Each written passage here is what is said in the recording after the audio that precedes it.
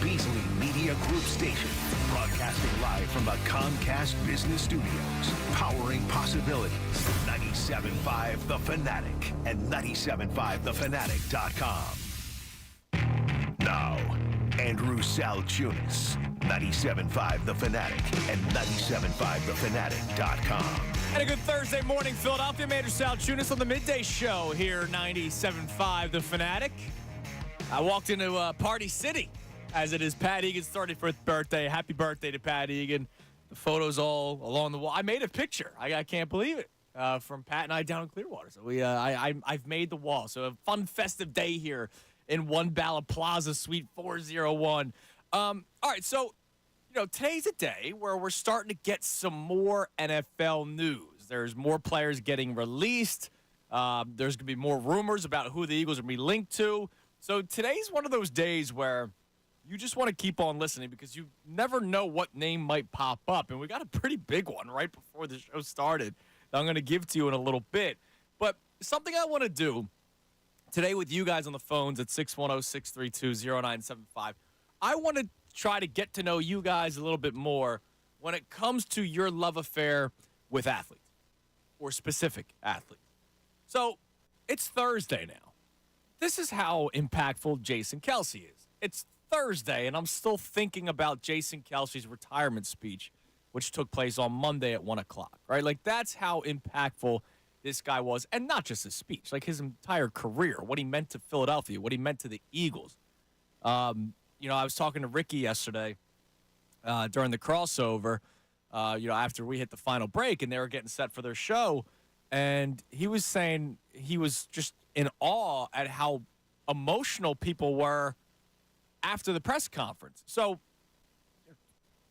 truth be told, after I signed off on Monday, I enjoyed Florida, right? I didn't have to get in my car. I wasn't listening to the station.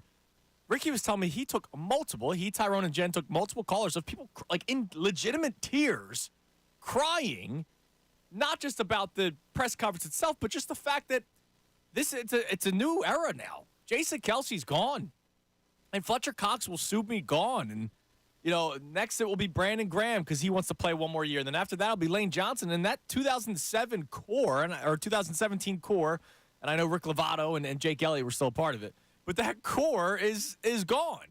And it's just kind of turning the page to a new chapter, a new era of Eagles history and Eagles franchise history.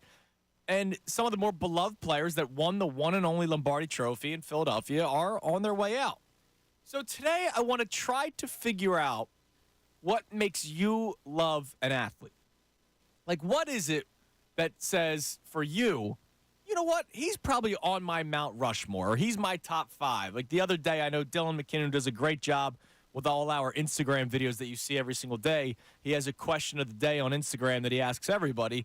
And one of them was, where does Jason Kelce rank for you? And, I couldn't think of a exact number, but I said, top 10, maybe even top 5. But if not top 5, he's definitely top 10 because of what he meant to the Eagles. And then how much we liked him as a person, right? So what is it that makes you love an athlete in Philadelphia? Because I know I'm different, right? I was the kid that had the weird jerseys growing up, the one-hit wonders. I would get excited for prospects and all that kind of stuff. And since then, I've kind of grown up a little bit and realized that prospects are a dime a dozen, and a lot of times prospects don't pan out. And I am now a just talent guy. Like, I want guys who are talented. Just the other day, I was kind of mocking Phillies fans that would rather have Johan Rojas than anybody else that could have been available, like a Jorge Soler. And a lot of it's not just because of money. A lot of it is also because of, he's a homegrown guy. I know how much people love homegrown talent here in Philadelphia. And I don't have a problem with that. It's just, if I could see a guy that I know is legitimately an MLB player, an NFL player, NBA, NHL, and I go, that guy's good. That guy fits on any team. That guy's going to be perfect for this team. I'd rather have that person than roll the dice of a prospect or a first-round draft pick or a second-round draft pick. Part of the reason why I'm upset that Hassan Reddick might get traded for a 3 and a 5. Or like, why would I want Hassan Reddick back? I know he's going to cost more money than a 3rd and a 5th round draft pick, but we just went through the 3rd and 5th round draft picks over the last couple of years for the Eagles, and it hasn't been good. I know that Hassan Reddick is good. I know that he is a Pro Bowl player. I know that he could be an all-pro candidate. And we're just going to move on from that because he's going to cost too much money. And I think that's just crazy for the Eagles to do. But I think we all have different feelings towards what makes us love a Philadelphia athlete, right? There's people that, like me, just like the talented players. You're talented, you're okay in my book. But then there's the vibes people, right? Ray is our vibe captain here at 97.5 The Fanatic, and might be the vibe captain of Philadelphia. For all I know, he might be the president of the vibes. You're a big Stubbs guy. I'm sure he's not your favorite player in Philadelphia, but he's up there for you because you're pro vibes. A lot of people love the daycare. I would trade Alec Boehm for Nolan Arenado before I blink in a heartbeat. Don't even have to think twice about it. But there are people that would rather have Alec Boehm because he's young. He came up through the system. He said he hated it here and realized he was wrong, and now we have this connection, and it's great. I'm pro talent. That's what I am. But I know that there are people that love the story of an athlete, love the background of an athlete, love the fact that they're local. How many calls did I have to take about trading for Bones Highland, right? Like, that guy doesn't even play. But because he's local, we want Bones Highland, right?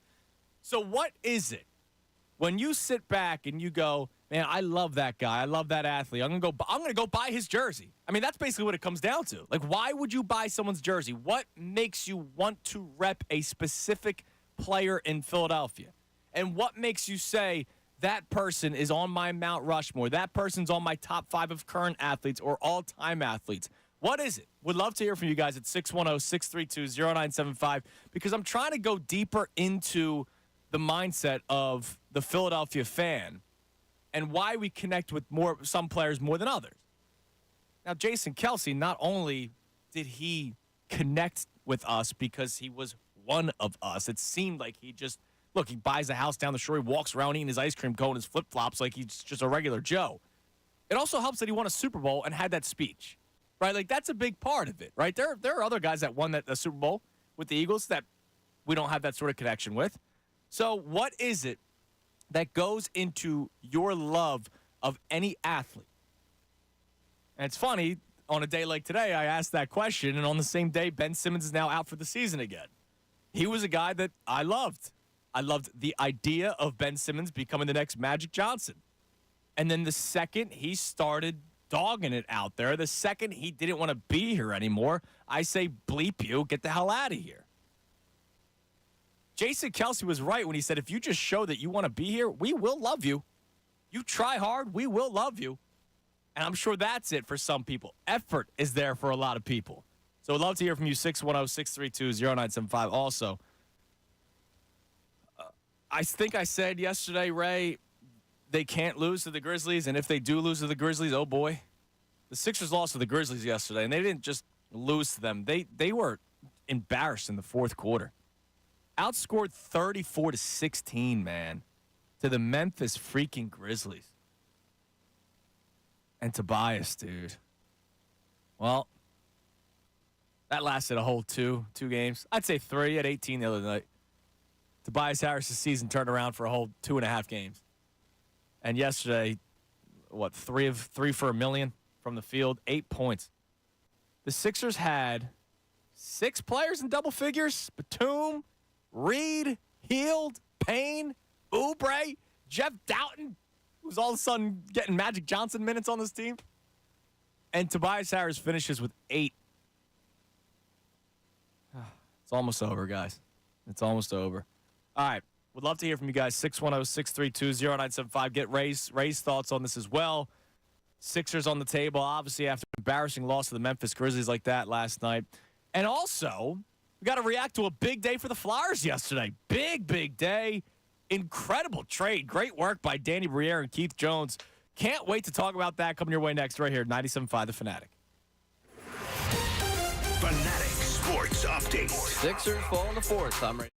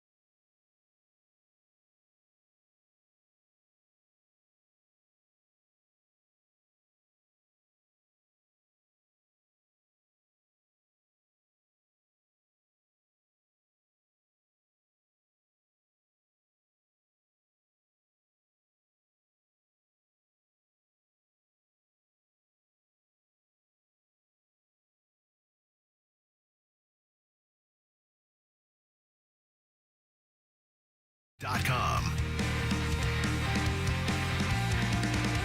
is 10:19, 97.5 The Fanatic. Midday show, 10 o'clock hour, brought to us by Window Nation. Take advantage of Window Nation's 50% off sale on all style windows, plus make no down payment with no payments and no interest for 12 full months. Call 866-90Nation or visit windownation.com. The number to climb in today, 610-632-0975. I want you to tell me what it is that makes you love a Philadelphia athlete. I'm not asking for the collective city. I'm saying you specifically. You listening right now. You're driving your car, you're at home, you're whatever, you're watching on YouTube, you're streaming, you're listening on the radio, whatever it is. When you love an athlete, think about the players that you have loved in Philadelphia. And I guess, maybe that's where we should kind of start it. Give me, your favorite or top two or top three all-time favorite Philadelphia athletes. And then why is it that you love them, right? So one of my favorite athletes of all time, arguably number one for me, is Jimmy Rollins. And for a million reasons, right? Phillies were number one for me as a kid, right? And here's this young shortstop when I'm really getting into baseball, right? Still going to the vet. And, here's this young shortstop and electric and fun, good ball player. And, my dad was a big Larry Boa guy. So, here's another shortstop to get excited about, right? And then he goes on and has what I believe is a Hall of Fame career. But before he even finishes all off, he's the catalyst of the team, the leader, the vocal leader. We were talking about leadership yesterday a lot. The vocal leader of that 2007 squad that gets into the playoffs for the first time in 14 years. It gets to the playoffs for the first time in my life. For the first time in Ray's life, and he's the guy. I still remember it was the final game of the season when they needed the Mets to lose to the Marlins and the Phillies needed to win. And there was the final game of the season is the Fan Appreciation Day, right? So they're doing the thank yous on the big board. And, J-Roll goes, see you guys next year. And then they move on to somebody else to say thanks again. And then they went back to J-Roll again. He said, my bad, see you next week. And, that was awesome, right? The place went nuts. The game wasn't even over yet, right? I'm sure they had two versions of that video to play, right? And I'm like, man, I love that guy. And he was also very talented. It got to the point where I went to as many games as I could the year that he, tried to break Mike Schmidt's hitting record, the all-time Phillies franchise history hit record. Was not there when it happened. I was there when he tied it because, I was in college, so you start running out of funds a little bit. But Jimmy Rollins was my guy, and it was for talent, but also just, he seemed like a cool dude, right? And it was the Phillies, and it was shortstop, right? Everybody growing up pretended to pitch or play shortstop, and you batted cleanup, and the bases were loaded, 3-2, bottom of the ninth, right? We all did that as a kid. So that was, for me, it's Jimmy Rollins, but talent is also there, right? And that's a big thing for me, especially nowadays. If you're not that talented, sometimes I just, I'm always looking for the improvement. I am. So before I get to Ray's thoughts, I would love to hear from you guys, 610-632-0975. Big day for the Flyers yesterday. The Flyers trade Sean Walker and a fifth-round pick in the 2026 NHL draft, so not for another 2 years, to Colorado, and they get a conditional first-round pick in return. Nobody thought that Sean Walker would land them a first-round pick, so they trade Sean Walker and a fifth-round pick for a draft 2 years from now, and they get a first-round pick in return. Ryan Johansson comes as well. I think they already waived him. But, boom, that's a pretty good start for Briere and Jonesy as they're entering the NHL trade deadline, which is tomorrow. They ended up extending Nick Seeler for a 4-year deal. He's getting $2.7 million per. And I know there's some people that are upset by it because he's 30 years old. I heard Tyrone yesterday saying, if I'm rebuilding, I'm not paying 30-year-old players. I think part of it is, look, they've had a good season this year. Maybe they're closer than what they might think. I don't know when they make the big off-season splash. Is that next year or is it the year after that? But it's also good to have some guys together that could be veteran leaders and could be core guys and whatnot. And I know come 2-3 years from now, he's going to be a bottom defenseman on this team. But I don't know. I thought yesterday was a good day for the Flyers. It was something that made me excited. I don't think they're done yet. The trade deadline's tomorrow, and we'll see if they end up making another move.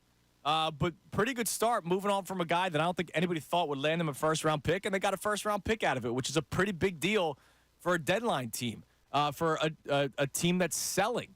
And yesterday, I mentioned Dylan McKinnon earlier. He does the daily Instagram videos where he asks a question.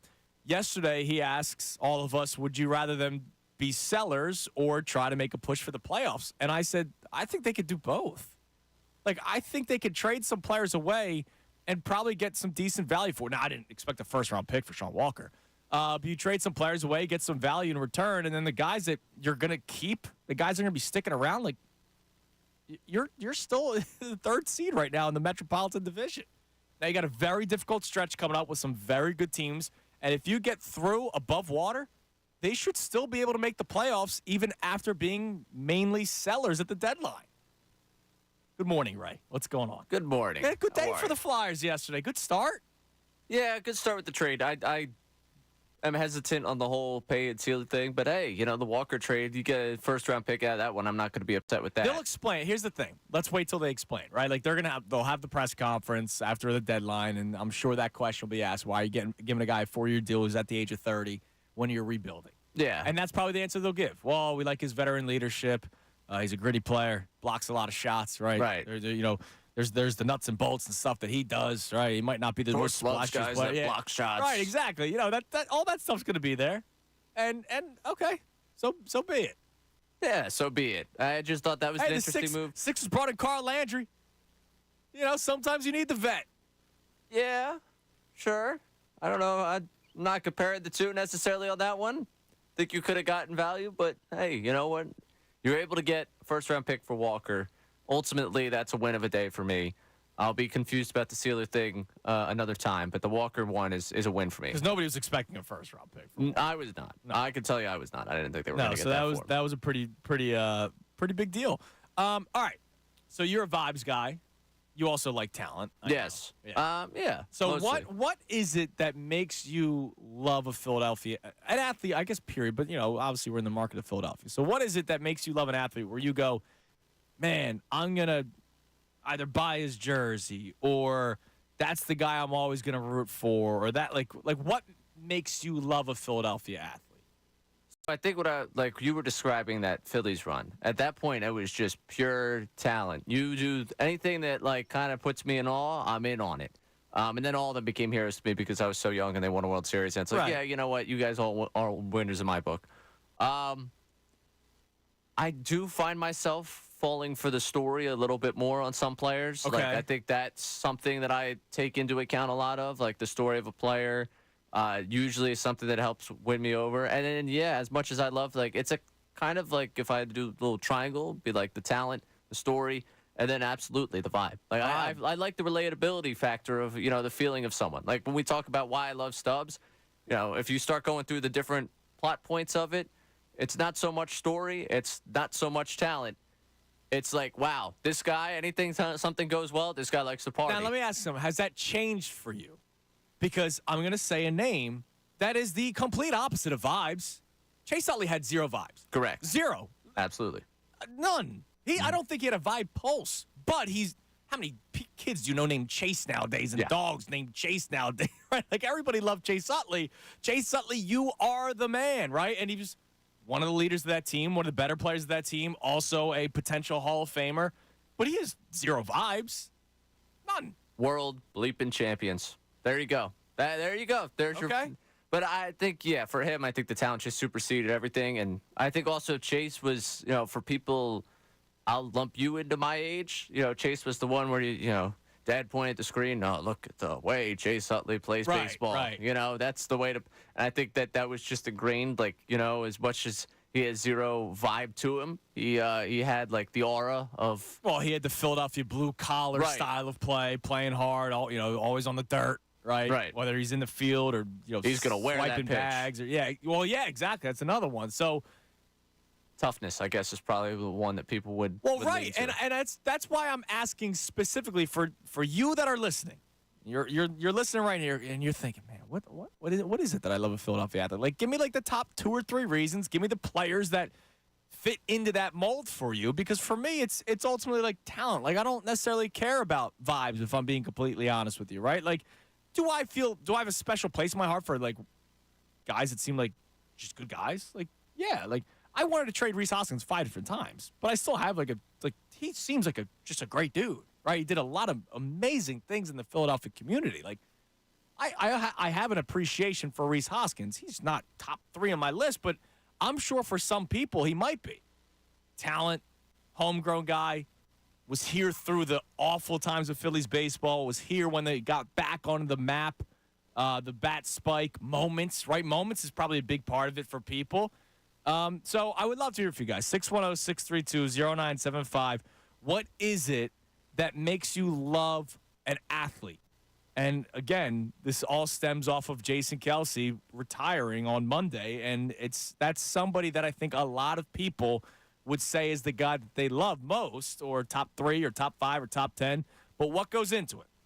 Now, also, I mentioned today's going to be a busy day. We're reaching a very busy period in football. So legal tampering begins this weekend. And before you know it, the free agency period will open up, and then there's going to be the draft, and we'll blink and it's OTAs, and we'll be talking about Super Bowl or bust. So another player to keep an eye on is Justin Simmons, safety from the Broncos. They released him, and he is a tremendous player, and also played for Vic Fangio at one point in Denver. That's the kind of guy where you go, yeah, what is it going to take? What is it going to take to bring him in? A guy who's talented, a guy that plays a position that I love here in Philadelphia, which is why I like the whole Reed Blankenship thing. I'll get to that in a second. But it's a position they need to improve. It's, a move that the Eagles desperately need to make the defense better. Plain and simple. You need talent defensively, especially if you're going to let Hassan Reddick go. Like, you need some talent on your defense. He knows the guy that he's playing for. He knows the scheme at this point. So that's a guy where I go, all right, yeah, what is it going to take? Like, that excited me this morning already, Ray. Oh, I'm all the way in. At this point, actually, I've booked a car that is going to take me to Denver, and I'm going to drive him across the country, the two of us, to bring him here to Philadelphia. I'm all in on bringing Simmons in. Yeah, I mean, you just have to. Yes. And we need to clean the name Simmons in Philadelphia. Yes. Well, we're not going to be able to think too much about the other Simmons because he's not done for the year. Dude, unbelievable. This guy is a tremendous thief. I almost respect him now at this point, that he just keeps on doing it. No, you can. I'll still pass. Dude, he's going to make $40 million next year. He's making $37 million this year. He's going to make $40 million next year. And who knows, he might play 20 games next year, if that. If I'm the Brooklyn Nets, I say stay home. If I'm any team, like at this point, you just got to say stay home. Like, I don't even bother coming anymore. Yeah, I mean, I know that will go against the NBA Players Association, but what is the point? We're almost at the end of the regular season. I remember during the summer when the videos were coming out of Ben Simmons back in the lab, we were joking around like, oh my God, people are doing it again. Nets fans are doing it again. They'll do it again. Who? Brooklyn again? Or does it have to be another team? No, there's enough delusional fanboys. They've now reached a point where I'm sure they're done with them. Yeah, no, but there's enough delusional fanboys. Like, there's probably still people that rock with Simmons for some odd reason. And I'm sure they will delude themselves. Oh, look, he's back. And yeah, I'm sure some Nets fans will do it because, yeah, what else, It's not been a banner season for the Nets. No, it hasn't been, but unbelievable. I can't believe that guy's done for the season again. All right, so the blanket chip comment I was about to make. So I remember, it was during the season. I was talking to Matt Calper, and might have been Bill Burns as well. I forget who I was talking to in the back. This was a while ago. And blanket chip came up. I like blanket chip, like they were talking about. I'm like, how do you like blanket chip? And I was wearing my Dawkins jersey that day. I was like, this is the safety I grew up watching, and people are in love with this dude. Like, Justin Simmons is a guy where I go, yes, that's a guy that you make a starter on the team. You find a way to pay that man. So another thing of why you love a Philadelphia athlete, sometimes you got to compare him to what else you've gone through. Right? Like, sometimes you go, man, I really love Chase Utley because second base was a rough position before him and a lot after him. Like Scott Kingery was supposed to be the next second baseman of the Phillies, future. He doesn't even play. Dustin Pedroia with talent. Right, absolutely. So I think that also goes into it. Like, part of the reason why I love Brian Dawkins just as much as all of you guys do is also the fact that he's the only guy that's done it for me. Now, I loved Malcolm Jenkins. He was a very good football player. But safety hasn't really been that great of a position post Brian Dawkins, other than Malcolm Jenkins and 1 year of Chauncey Gardner-Johnson, who we'll get to later on today. Well, let's go back to the phones. Let's go to Brock in Hatfield. Brock, you're on 97.5 The Fanatic. Hey, guys. How you doing this morning? What's up, Brock? So to answer your question on what I look for in a Philadelphia athlete, it's not even just, the playability, the skill, the vibes, which are all great points, and I totally agree. But, for me, it's the high points are great, but it's also the low points that I look for. That character, that taking the accountability, if they have an off season, or if they acknowledge, that there's things that they need to improve on or they need to fix. Just those simple things like that really, show me that, these guys are just normal guys at the end of the day. Right. So, part of the reason why we all hate Ben Simmons is not just because of the clown show that it's become since he's left, but him saying, "I am who I am. It is what it is," after losing a game.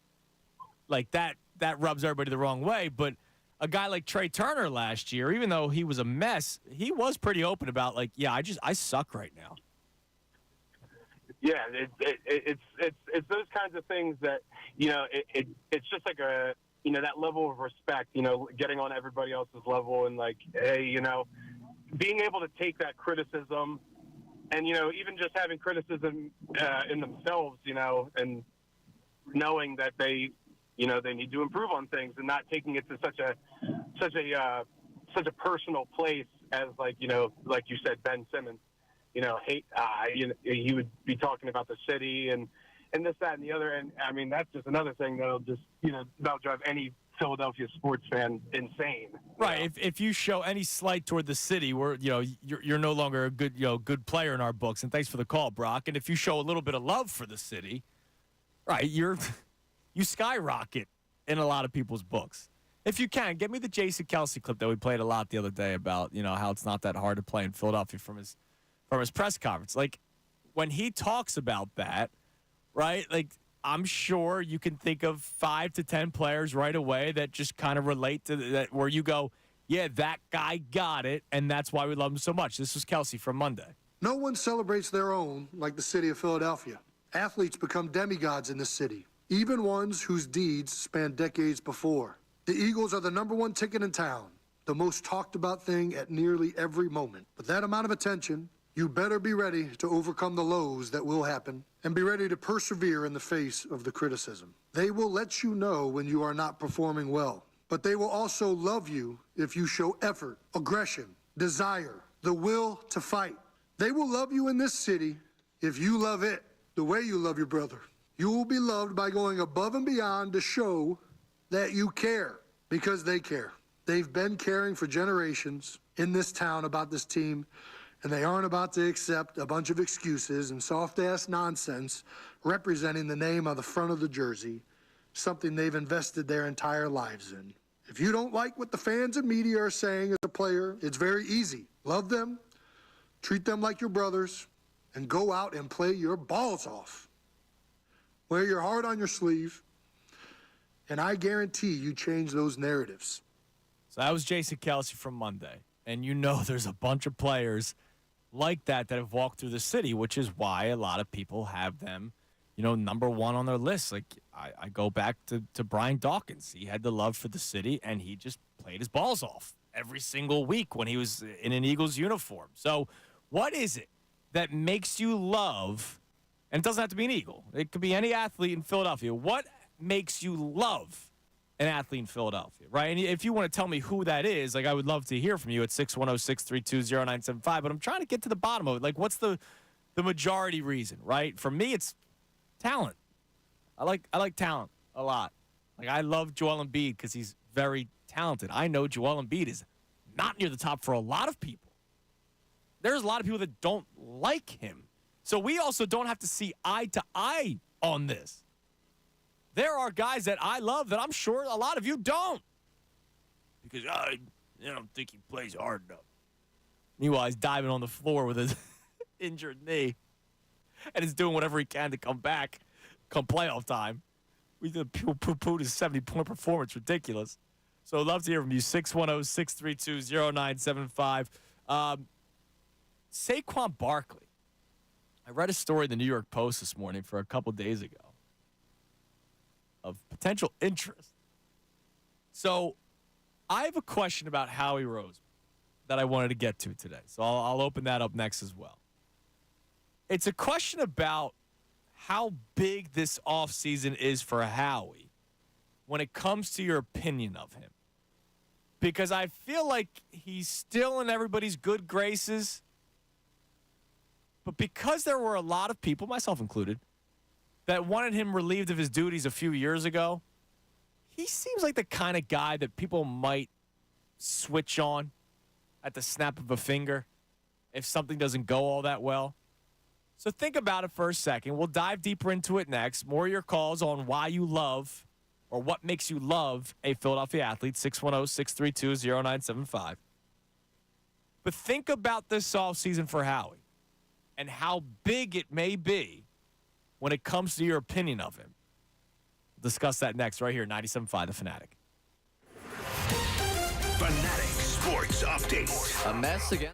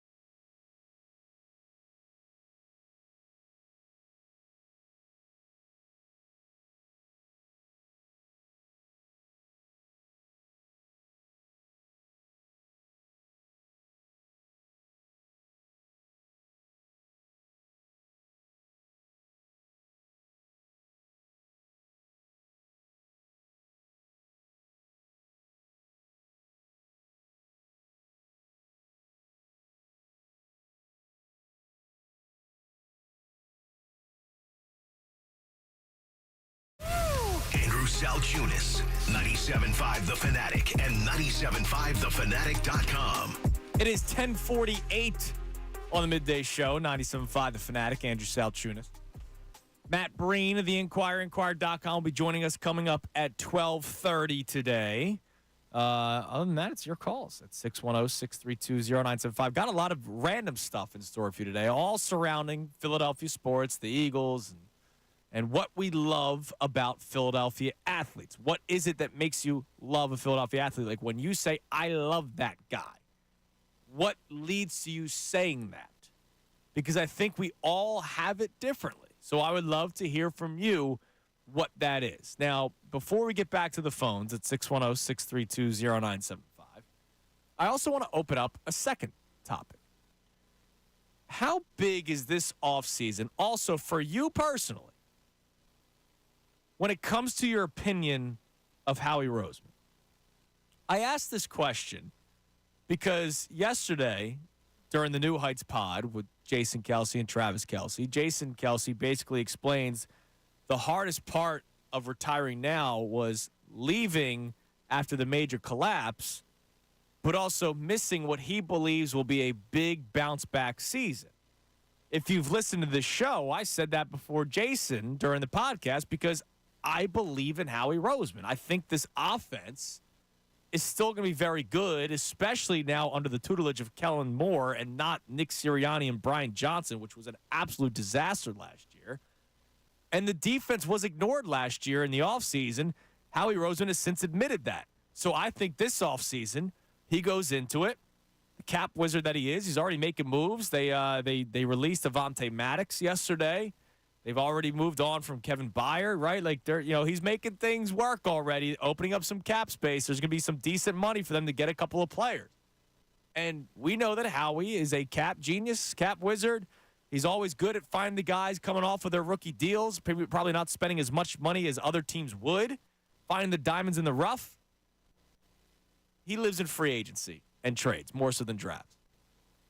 And that might be what this offseason needs to be. You're going to draft players, obviously, but they might get back into the conversation of contender next year just based off of this offseason alone. Now, I'm saying that with faith that Howie's going to do it, Ray. How big is this offseason? You know how this city can be. We wanted him fired, 2 years after winning the Super Bowl? And then 2 years later, he's back to being Howie the Wizard because they get back to the Super Bowl again. You know how we can flip just at the snap of a finger. Is this almost, I'm not going to say make or break because you know how it is. Like Jeffrey Lurie loves Howie Roseman. And I remember Adam Schefter saying this a couple of years ago on this station. I forget what show he was on, but on the station, he says if Howie Roseman got fired today, he'd have a job tomorrow with another team. But for the fans' perspective, because we're not the ones firing and hiring, which might be a good thing sometimes, how big is this offseason for Howie Roseman, for the perception of Philadelphia sports fans? Forget the rest of the fans. For me, you know what he hasn't proven to me yet? He can build it around after he pays a quarterback. Okay. So that's what this is. You know, last year, hey, listen, I think you put together a solid offensive roster. You admit that you neglected the defense, and boy, oh boy, did that show in the season. So guess what? You've paid the quarterback. Now you have to be able to build around the quarterback. You made the contract for the quarterback something that can be, malleable for the rest of the team, that gives you the opportunity to really put your hands in there and build something that can put this team back into Super Bowl contention. I think this team is closer. I did topic while you were gone. It was a Bill Barnwell story, I think it was, on ESPN. Okay. It was the tiers of, Jeremy Fowler. Someone did tiers of teams following this season, and the Eagles fell in the teetering contenders tier. And the question is, which way do you think they're teetering closer towards? Right. And I think they're teetering closer to a contender. Thing is, Howie, you got to go do that. You got to go put this team in the right position to make things happen. Which he has twice now. Yeah, it's twice now. But it's been basically tear it down, build it back up. I need him to be able to keep everything together without having to tear it down and build it back up. Well, but this offseason is just the build it back up part at this point. Yeah, I'm not talking about 2-3 years from now. I'm talking about this offseason. That's what I mean. Yeah, you can't tear this, but you're not tearing it down. Like Howie Roseman's almost reached the Jason Kelsey year-to-year contract extension conversation, but he's like a 2-year guy, right? You want to re-up every 2 years. right? So basically, Howie Roseman has to put the faith back into us, even though, I think we still have it. But if they come away with an offseason that we're disappointed in, because I don't know were people thrilled last offseason? I think we were just excited that the team was going to be good. But I don't remember anyone go, man, that was a great by Howie Roseman, other than the contract for Hurts, because the cap hits are actually tremendous, the lack thereof. And then the draft, everybody was excited for Jalen Carter and Nolan Smith. Yeah, and the Swift trade. And the so, Swift you trade. left that weekend, all right, Howie, Yeah. attaboy, way to set us up. Whereas the year before, you had the agent. It was a great, another Howie Roseman masterclass of an offseason, whereas last year was a diet version. It was Howie light. All right, well, let's go Howie heavy this. Well, yeah, I think it is. I think this is a double IPA.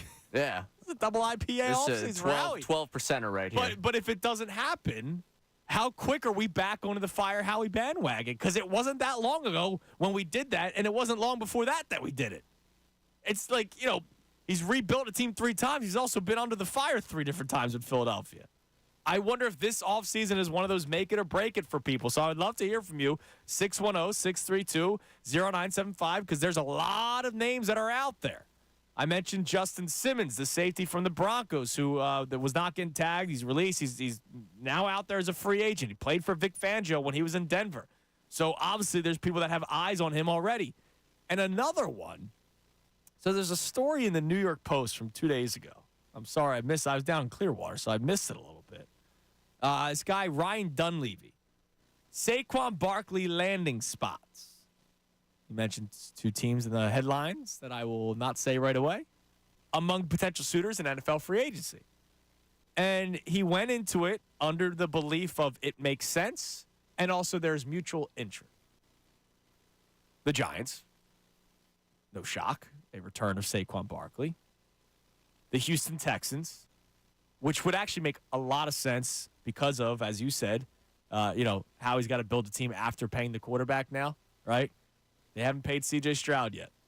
Imagine Stroud with Saquon Barkley, and you saw the explosion of the wide receivers there in Houston. And you got a pretty good defense there. The Dallas Cowboys are on here. The The L.A. Chargers are on here. And your Philadelphia Eagles. The blurb, GM Howie Roseman doesn't make big investments in running backs, but he rents game changers all the time. If Barkley is willing to take a 1-year deal, he could fix some offensive shortcomings, stick it to the Giants twice, up his future value running through big holes, and play for the favorite team of his co-play PA hometown. I still don't see it happening. And if you're Saquon Barkley, why are you taking, what? You don't have to do a prove-it deal. I think Saquon Barkley could probably get a 3-year deal somewhere. I don't think it is, or 3 or 4. I don't know what the market's going to be for running backs. Probably 4 years might be the max at this point. But I'll ask you, 1 year Barkley, you doing it? I would say no. You're not doing 1 year Barkley. What's it going to cost me? $10 million to bring in Saquon Barkley? Probably. So I'm not going to rebuild the defense. I'm just going to go spend $10 million in the one position that I know how he's been able to plug and play for years? Yeah. Probably wouldn't be the brightest thing to do. No. You'd rather do $10 million to a linebacker. Do $10 million to literally any other position. A cornerback once you move on from James Bradbury. An edge rusher once you trade Hassan Reddick away for a 3rd and a 5th. Cowboys get Hassan Reddick and Saquon. It's all over. Oh, yeah, no, then it's done. If that's the case, then it's done. All right, so how big is this offseason for Howie Roseman? That the other topic. The main one that we start off with is what makes you fall in love with a Philadelphia athlete. This, of course, the week of Jason Kelsey's retirement. 610-632-0975. Let's go to James in Virginia. James, you're on the Fanatic. Hey, good morning, guys. What's up, brother? How you doing, man? I'm doing all right. Good. I'm doing all right. I'm questioning your strategy here in free agency with Howie. One, I think going after Simmons, who's 30 years old, is a flawed pattern. The scary 30-year-old argument. Hey, we fell in love with Bradbury. Yeah, we sure did. And my thing is, for Howie, who I think has done a good job, because he got the team to 2 Super Bowls and they won 1, so you can't take that from him. Right. I think that going after McKinney, who's younger, going after Queen, who can provide leadership on a team, and going after maybe somebody like C.J. Gardner-Johnson would fill up the middle and then draft young cornerbacks, and then that way you spend your draft pick on defensive linemen and cornerbacks. And then as far as athletes in Philly that you love, for me, it's an athlete who has talent and who seems like they're giving their all. And that's why I have affection for Allen Iverson. The whole conversation about practice, that whole interview, was because he was saying, outside of Philadelphia, they didn't realize it, but what he was saying was, I'm 180 pounds, and I'm giving it my all every night. Game. Yeah. And so if I can't get up for practice, it's not because I don't want to practice. It's because my body is physically tired. And that's why we love Allen Iverson. And that's what we love about Philadelphia athletes. If you can get the most out of the talent that God has given you, we'll love you forever. Yeah. You don't have to be Allen Iverson or Kobe Bryant, but if you've given it your all and you care, then we'll love you forever. So effort's up there for you, James. I appreciate the call, man. All right. I'm sure that's going to be it for a lot of people. Now, it also helps when there is talent. He mentions Allen Iverson as the first guy. We talked about Chase Utley already, right? He's potential Hall of Fame career, right? So that helps as well. I'm trying to, who are the grit guys that we love that, I guess TJ McConnell's one of those guys. I was going to say, he came up earlier this week. Yeah. Jay from West Philly brought him up. Was it Jay? No, it wasn't Jay. Sorry. Damn, who was it? It was one of our first callers on. It was right before McCarthy. On Tuesday. Yeah, he said that his call was Jason Kelsey's not the best athlete ever in Philadelphia, which I don't know how many people are saying that. But he said he's on the likes of T.J. McConnell. I was like, that's just disrespectful.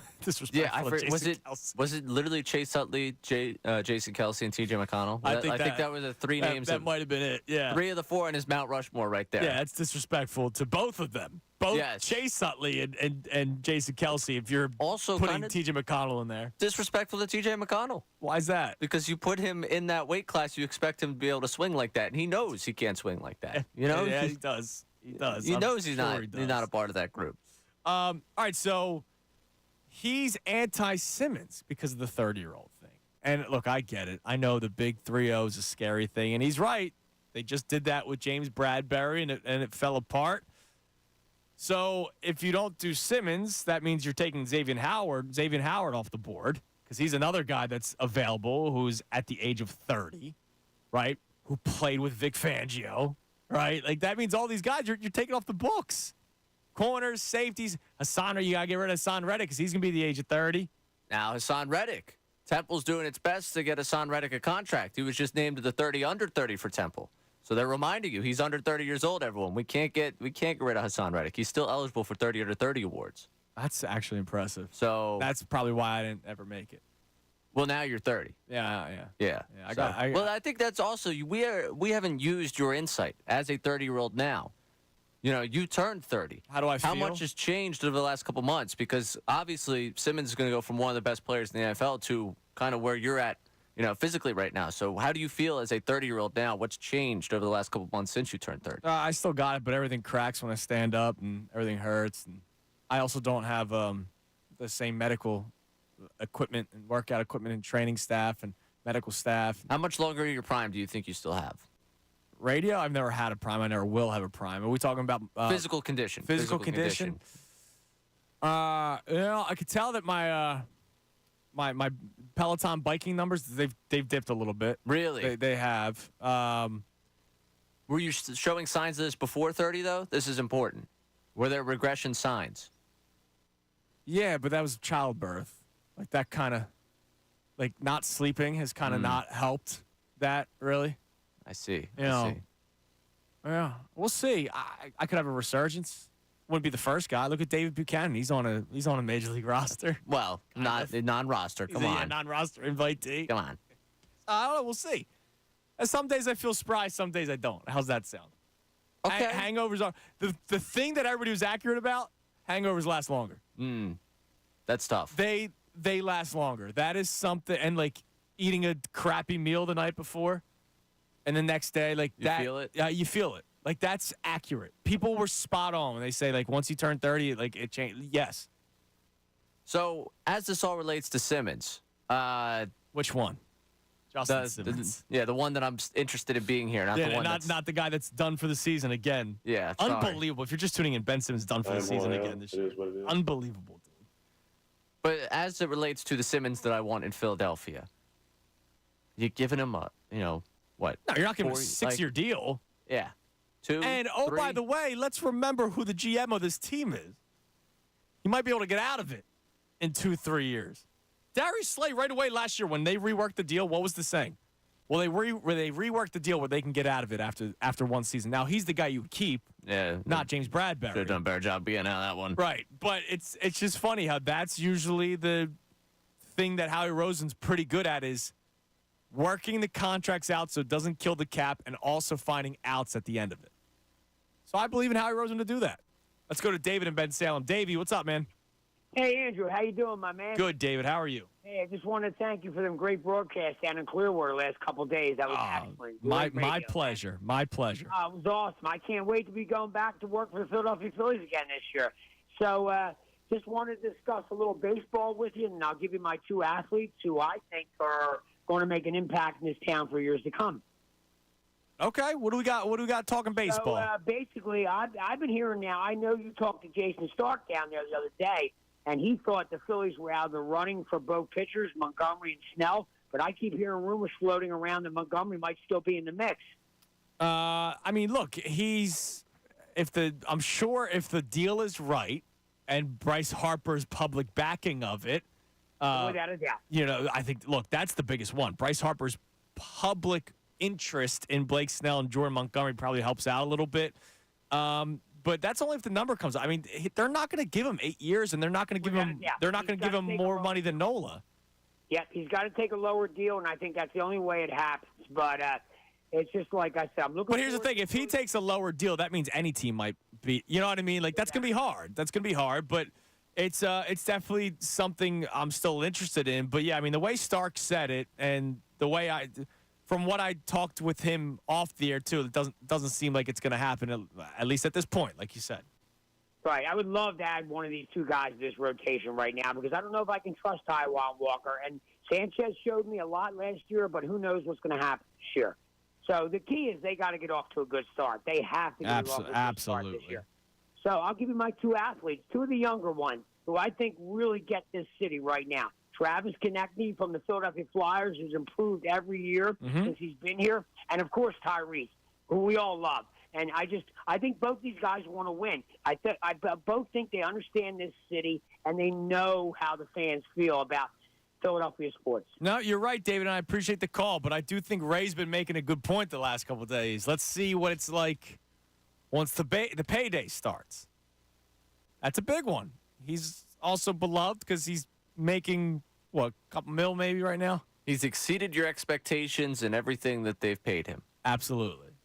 And then if you get the max. Now, look, I believe that once he gets a max contract, he's still going to be the electric player that he is. We have seen, again, he didn't play yesterday, again, because of concussion, but we've seen without Embiid that he hasn't been able to be good enough to carry the team. Neither was really Dame Lillard for his entire career in Portland, right? They had like one decent playoff run, the incredible game-winning shot that he hit. That was against the Thunder, right, where he stares into the camera afterward. Thunder or the Rockets? I'm trying to one of figure those out two which one. teams, yeah. So it's hard to be a one-man show, but man, I don't want to be the I told you so guy. Well, right now, Max, he's got the 7-foot shield in front of him. Yes, Because anytime someone wants to take a shot at the Sixers, they're not taking a shot at Tyrese Maxey. that's true. And, for other running mates for Joel Embiid, James Harden, people would take a shot to James Harden because it's James Harden. Like, he's got a history in this league. Right. People have that thought of him. When we talk about the guy that we've mentioned one too many times already in this program, he did himself really no favors throughout his time here. Whereas Maxey would, Maxey already takes threes. Yeah, and he's already got people eating out of the palm of his hand. And shows the desire to grow.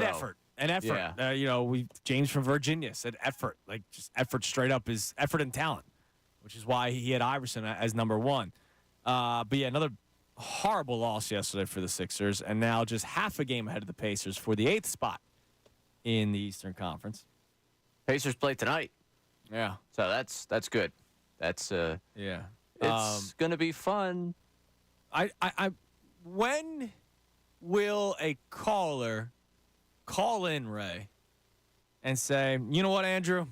I think you were on to something about this Joel Embiid fella. He is the reason why this team wins games. Will that ever happen? No. No, you know what's going to be? This is his fault because he's soft and he's always hurt. Back when I played, we didn't play with menisci.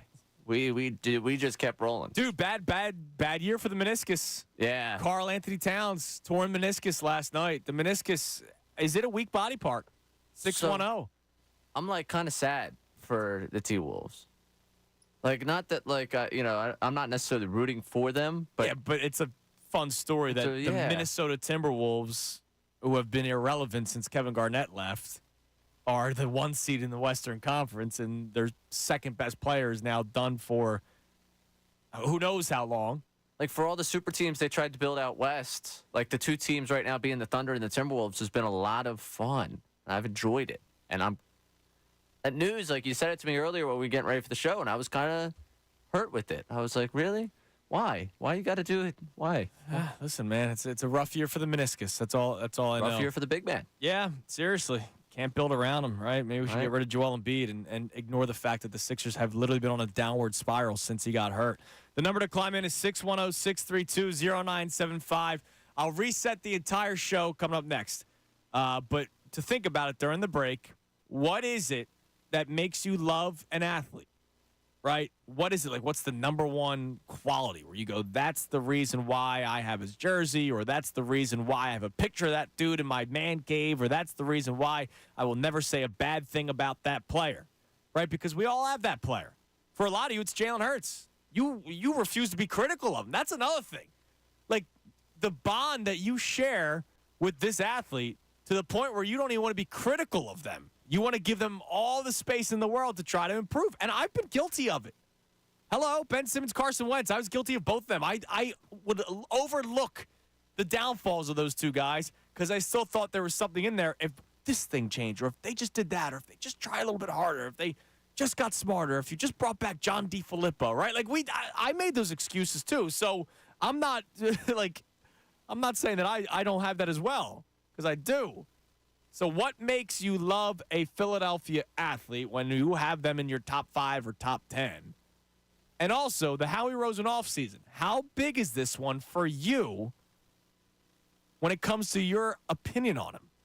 Because I know that we switch pretty quickly in this city. I'm Andrew Saltunis, the Midday Show right here, 97.5 The Fanatic.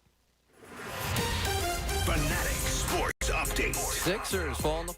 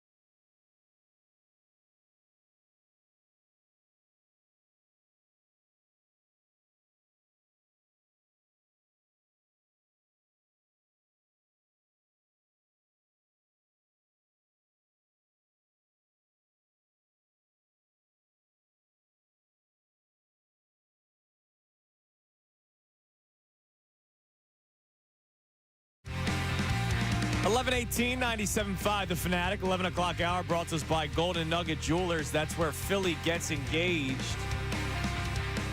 So I've been talking about the busy offseason so far for the Eagles. You see what was going on with the Bills yesterday. The Bills released 5 players yesterday, including Jordan Poyer and Mitch Morse. Mitch Morse, their center. Jordan Poyer, of course, safety, who was once a member of the Philadelphia Eagles. 2 of their captains, cap casualties, get released by the Bills yesterday. And I saw a tweet, sorry to bring his name up after what went on last week, but I saw a tweet from Darius Slay. So it was in response to Quandre Diggs? Right? Yeah, Quandre Diggs, thank you. This was after, so here's the chain of tweets. So Justin Simmons gets released. This is a report from Ian Rappaport. Quandre Diggs quote tweets and says, "This bleep crazy, no loyalty for anything or anybody in this league. Dude has been all-pro and Pro Bowler consistently and a staple of Denver. What's really going on with this exodus on safeties?" Then Darius Slay responds with, "It's crazy right now. In my 11 years of playing, I never saw this many great players get released." Now, I'm guessing it's the 30-year-old thing, right? Because Simmons is 30. Jordan Poyer, 32. Mitch Morse, their center, 30. Like, it's a big part of the 30-year-old thing. And Darius Slay now in the league 11 years, so he's known these guys, right, for 11 years, which probably adds to his shock value seeing all these guys go. Is this anything new? Like, it is big names, but I feel like we say this almost every single year. Like, wow, look at the big names that are now available in the offseason. So it's interesting because when I saw this, that's not where my mind went. I saw this tweet actually in the break when probably when you saw it. Okay. Of Slay saying it. My mind went to the conversation we had a couple weeks ago at this point about team building. Yes. And about how much you're paying the quarterback. And my mind jumped to the thought of, oh, wow. Have we got to the point where you're just trying to anyone that you can maneuver your way out of, or are you going to try and open up that space and thought that maybe I can build something better around whoever I end up paying? I mean, for Denver, they're shedding money left and right. They're shedding the entire team. I saw a report that they could move on from both Sutton and Judy this offseason. Like, they're going to start all over. Yeah, which they kind of have to with all the dead money they're going to have. With Russ. Russ. I mean, they didn't even get to the new contract with him. Right. He played 2 years under his existing contract. The new deal they gave him. What a disaster that could have been. He never got to play a snap. What a disaster that could have been here. Mr. Unlimited. God, the drops would have been fantastic. I'll be honest. Eagles country. Let's ride. Content would have been awesome. Yeah, but it would have been a disaster for us. So I was thinking, like, how badly our team's just, dropping investments. Now, the Bills, I know they were in some serious cap straits where they were going to have to make these types of decisions. Right. So I think it is something that we might just be reacting to in the moment versus anything different. But I feel like we see this every single year where we see 4-time Pro Bowler, 2-time All-Pro, right. All this stuff released right every single year.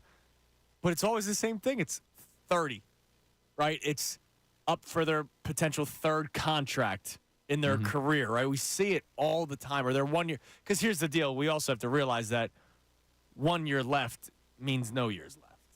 Because either you get released or you start reworking your deal again. I also think that today, like these couple days, are the greatest argument for, don't want to use the phrase player empowerment, but the whole like maneuvering as a player, like, oh, I want more money or I want out, because you see just how quickly, like a guy like Simmons, so I talked about a staple of the Denver community, like how quickly a team will be like, yeah, you've given how many years here? Yeah, you're good. Right. Well, here's the door. Thanks for your service. Like, right. Yeah, it's the other side of like, wow, I can't believe players don't stay in the same spot. I can't believe there's no loyalty from players anymore. It's like, well, look at the organizations. You are saving like $15 million, but ultimately your loyalty to someone that's been with your organization for a long time is not there. Right. Right. Unless you have like a legit core like you've seen with the Eagles with Jason Kelsey and Fletcher Cox, which is and Brandon Graham. Incredibly rare. Yeah, it really is. It really is. And maybe that's why people love the Eagles organization as much as they do, because it is.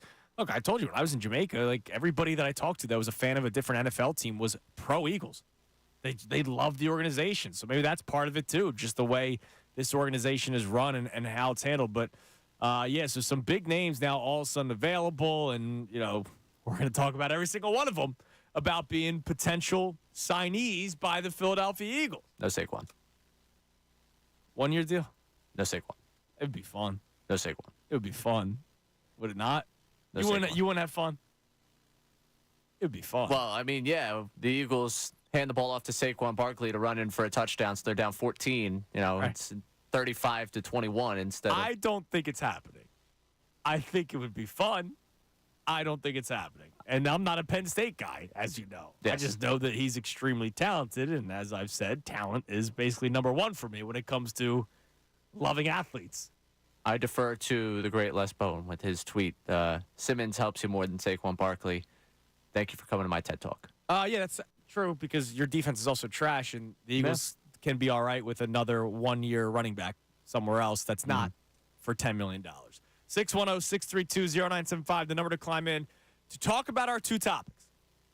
Number one, what makes you love a Philadelphia athlete?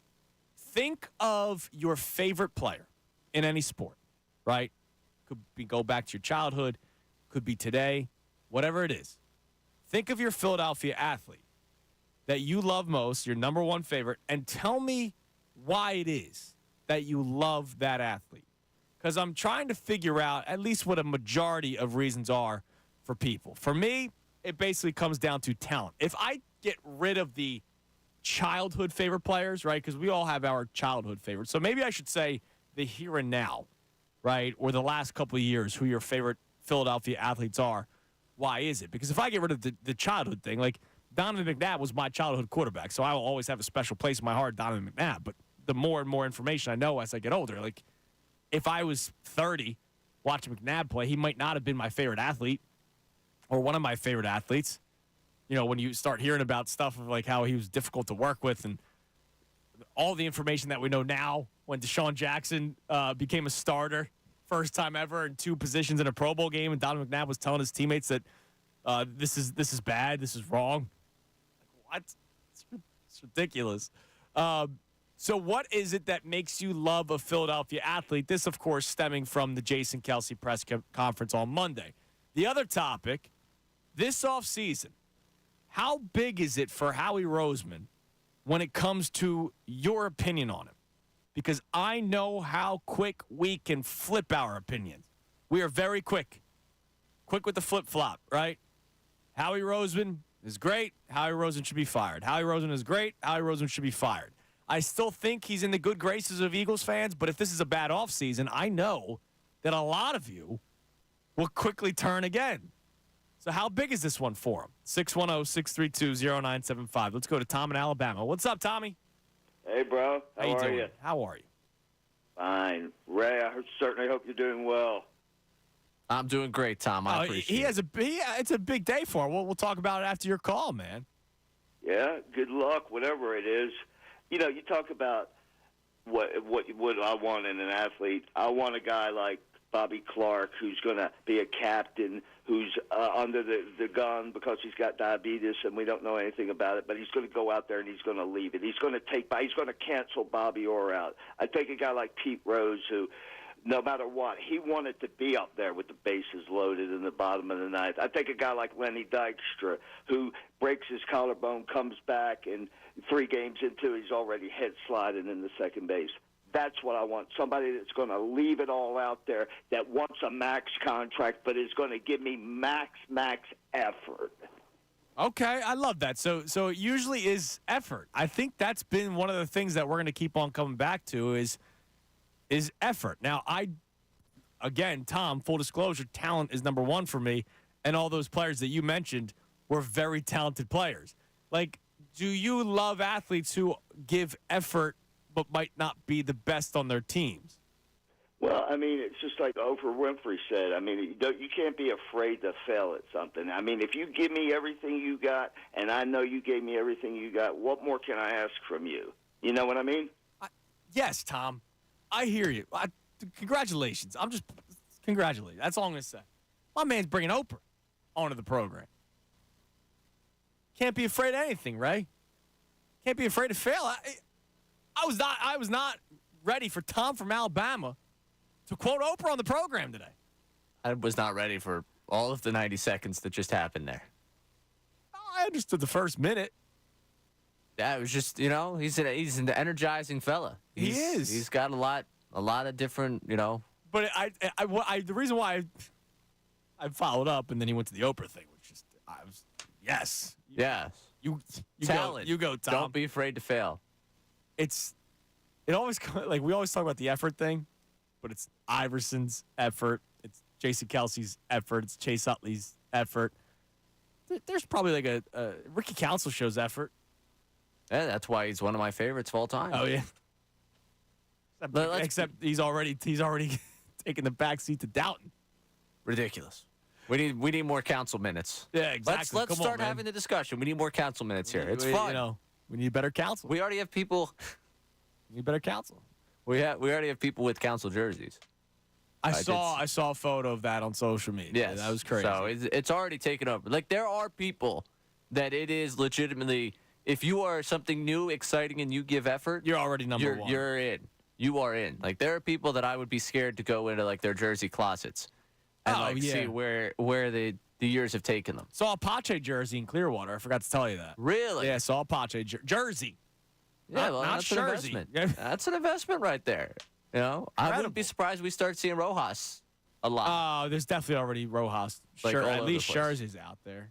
My man Jay, every time he calls in, #free Rojas at the end of his call, man. Yeah, a lot of people stotted up. I know that. Like a lot of Stott jerseys. Stott also very popular with the women. At least the number of women I know that are after the Stott jerseys. He's a handsome man. Yeah, I can see that. Looking dude. But that's just when we talk about the homegrown aspect of it. That's a piece of it because I think Ricky Council also right now is they found this guy. I wonder how high is homegrown for a lot of people. Higher than they'd be willing to admit. We don't like to admit that to ourselves. No, people do. People admit it right away. You think so? Dude, They'll say it. They'll say it as a part of a reason to keep a guy, but I don't think they justify it in their mind of, no, I like this guy because he's actually good. We found a good player. Right. This is a good player. Why are you doubting him? Like, why would I want Nolan Arenado when I have Alec Boehm? Look, I'm glad it's worked out the way that it has, even though I still, going back to the days of talking about it, think people were crazy to not wanting to trade Tyrese Maxey for Kevin Durant. When Maxey, we found him. He was the 21st pick. Right. Mike Muscala, man. That shot didn't move you? I remember in my almost decade here doing the would you trade Reese Hoskins for it was like Giancarlo Stanton or Mike Trout? No, would never. And this was when Stanton was really good. Stanton, yeah. No. I think a lot of people said yes to Trout because of the Millville. Well, yeah, because he's homegrown. But if he's from this area, he grew up here. If Mike Trout was from like Sacramento, nope, it would have still been Hoskins because this was the rookie year when he was Reese Lightning. When you were gone, another topic we got into was about Swift. What's to do with the running back room? Oh yeah. Immediately, I got. He's homegrown. Literally, someone said he's homegrown because he's a St. Joe's prep guy. Right. It's like. Yeah, it's either you're homegrown if you're from here or homegrown if you came up through the farm system or got drafted in the first round in the NBA. Yes. Yeah. That's so that like that. Oh, you can't. You can't. We got to give Swift a contract. Well, yeah. Do you? Sometimes you don't have to. No, sometimes you don't have to. Even though I would take him back if I don't know what his price tag is going to be. We'll see. $7 million? No. I'm sorry. No, I'm not paying $7 million. I'm saying what his price tag would be. 7. I'm not giving him 7. I think the entire running back room combined is going to make like 6. Yeah, I'm sorry. I want him to get $7 million from some team. Go get your money. I want DeAndre Swift to get $7 million. Not from the Eagles. Let's go to Nick in Lawrenceville. Nick, you're on the Fanatic. Hey guys, I like the topic today. So I just wanted to weigh in on my favorite athlete. So when it comes to Philadelphia sports athlete, so of course I call the show from time to time. I mentioned to you guys I'm a Charger fan. That's right. That's right. And you tried making me feel better about the Nick Sirianni, Brandon Staley scenario, and I don't think you really made me feel all that better. But I'll take your word for it. Yeah, I'm sorry about that, but I'll try my best to exemplify this time. So when it comes to Philadelphia sports athletes, so like I said, I'm a Charger fan and Padre fan, but when it comes to, Philadelphia sports, in San Diego, there wasn't an NBA team. I mean, I guess you would say, majority were Laker fans. But for me, I was a 76er fan because of Allen Iverson. Okay. He was like a generational player. He was polarizing, just because of, what he did on the court, like he was literally a human highlight reel, kind of like, Michael Vick was like a human highlight reel, breaking ankles and juking people. That's what Allen Iverson did. I mean, he crossed over Michael Jordan. I'm pretty sure you saw the highlights of it. Oh, yeah. Yes. Yeah, and he dunked on people. Like, the guy was like, what, 6 foot, 6'1"?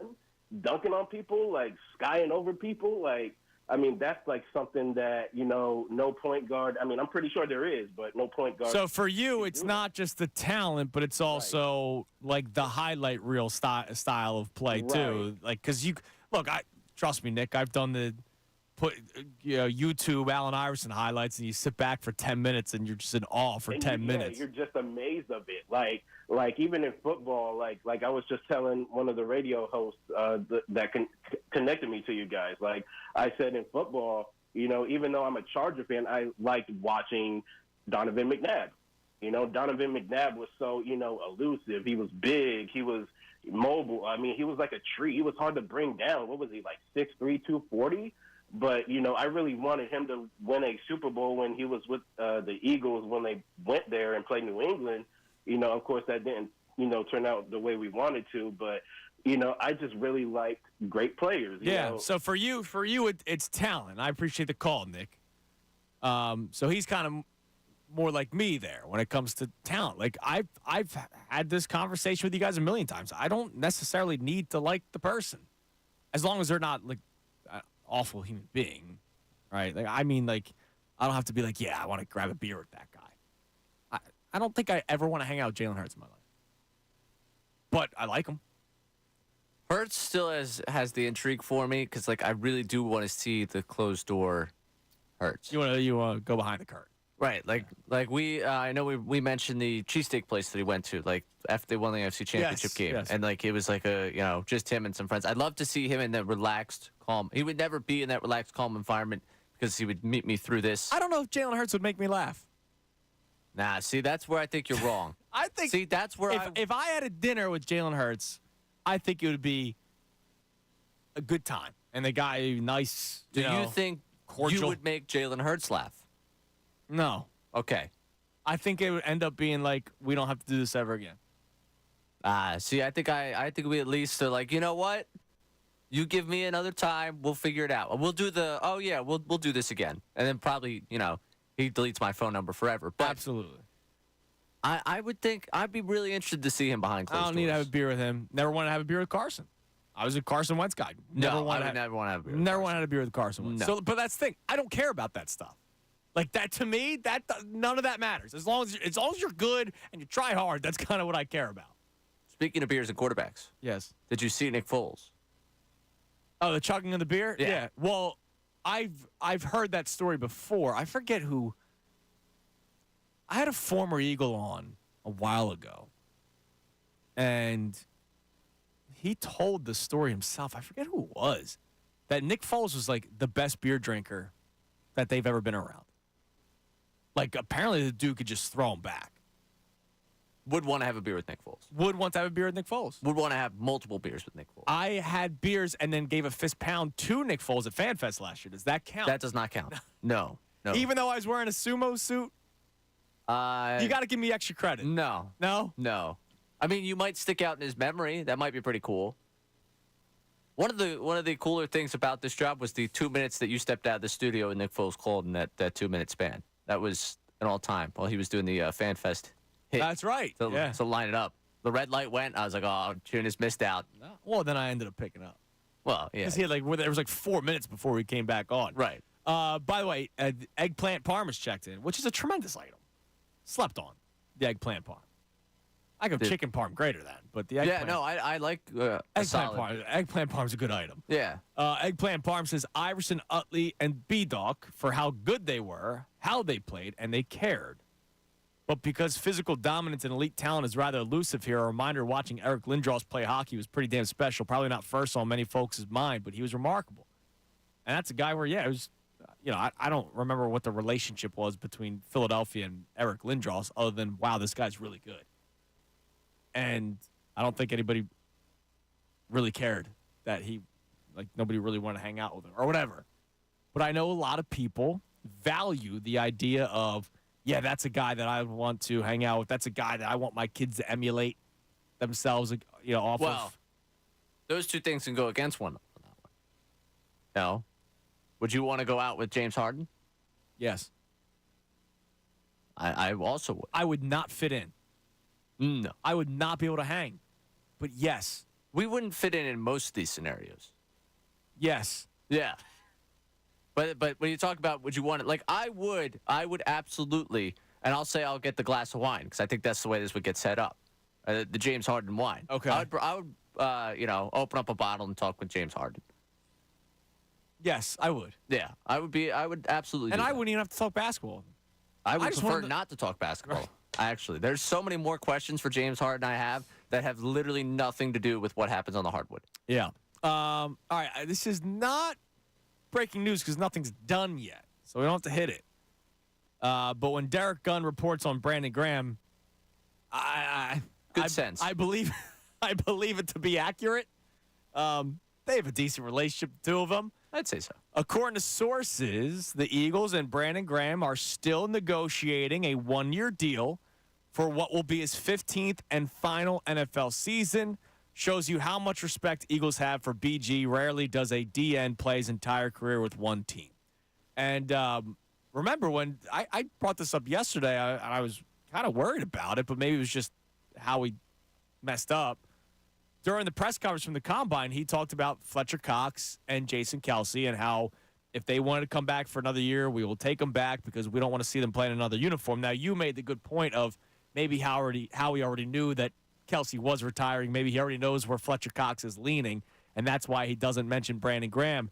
But according to Derek Gunn, Eagles and Brandon Graham still negotiating on a one-year deal, which I would imagine is going to end up happening. I don't think they're going to let him go anywhere else. Let him do the Swan Song season. Let him get the gift from all the. I don't know. Does NFL do that? Do they do the gift? The BG retirement tour? That deal and retirement tour I'm in on. The rest of them, they can get lost. Who? Jason Kelsey? No, he didn't do a retirement tour. I know, but I'm saying if he did a retirement tour, you would have been in on it. Well, no, because his old mystique was that this time of year we had to talk about whether or not he was okay. coming back. We had to talk about kegs of beer and whether or not he was coming back. That Right. was All right. So the Brandon Graham retirement gear might be a year with all the gifts. they from all don't the give teams. they don't give gifts though. I think that's just a baseball. Is that just a baseball thing? Well, I guess no. Basketball, I think everyone because Kobe did the retirement tour. Yes. and he got gifts along the way. All right. So maybe they do. Do you think Brandon Graham gets the retirement tour treatment from outside of Philadelphia? I think he's respected. He's respected, but does he get like because then you got like you're dipping into the owner's pocket. Yeah, that's a good point. And does he feel necessary to give Brandon Graham gifts on his way out? Yeah, that's a good point. We'll see. All right. We'll continue the phone calls next at 610-632-0975. But I also need to bring something up. There is a free agent that is linked to the Eagles.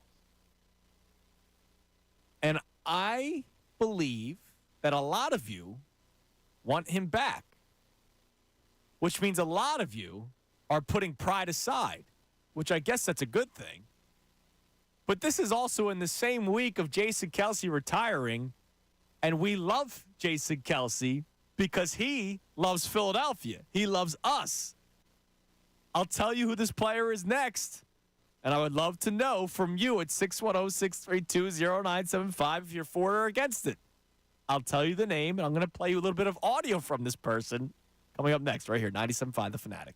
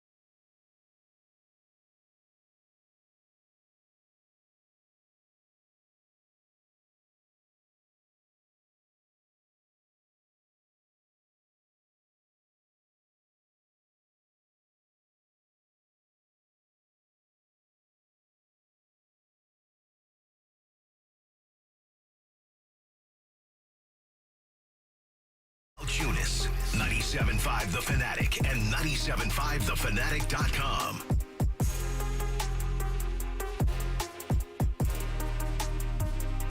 It is 11:49. 97.5 The Fanatic Midday Show. I'm Andrew Sal Chunas. Coming up at 12:30, so still some time. But Matt Breen of the Inquirer, Inquirer.com, will be joining us. You know, I found it interesting. He could not come on again yesterday. So if you remember, last Wednesday, he couldn't come on. And he ended up dropping the dog night story, which, by the way, was a big off-air topic of conversation down in Clearwater.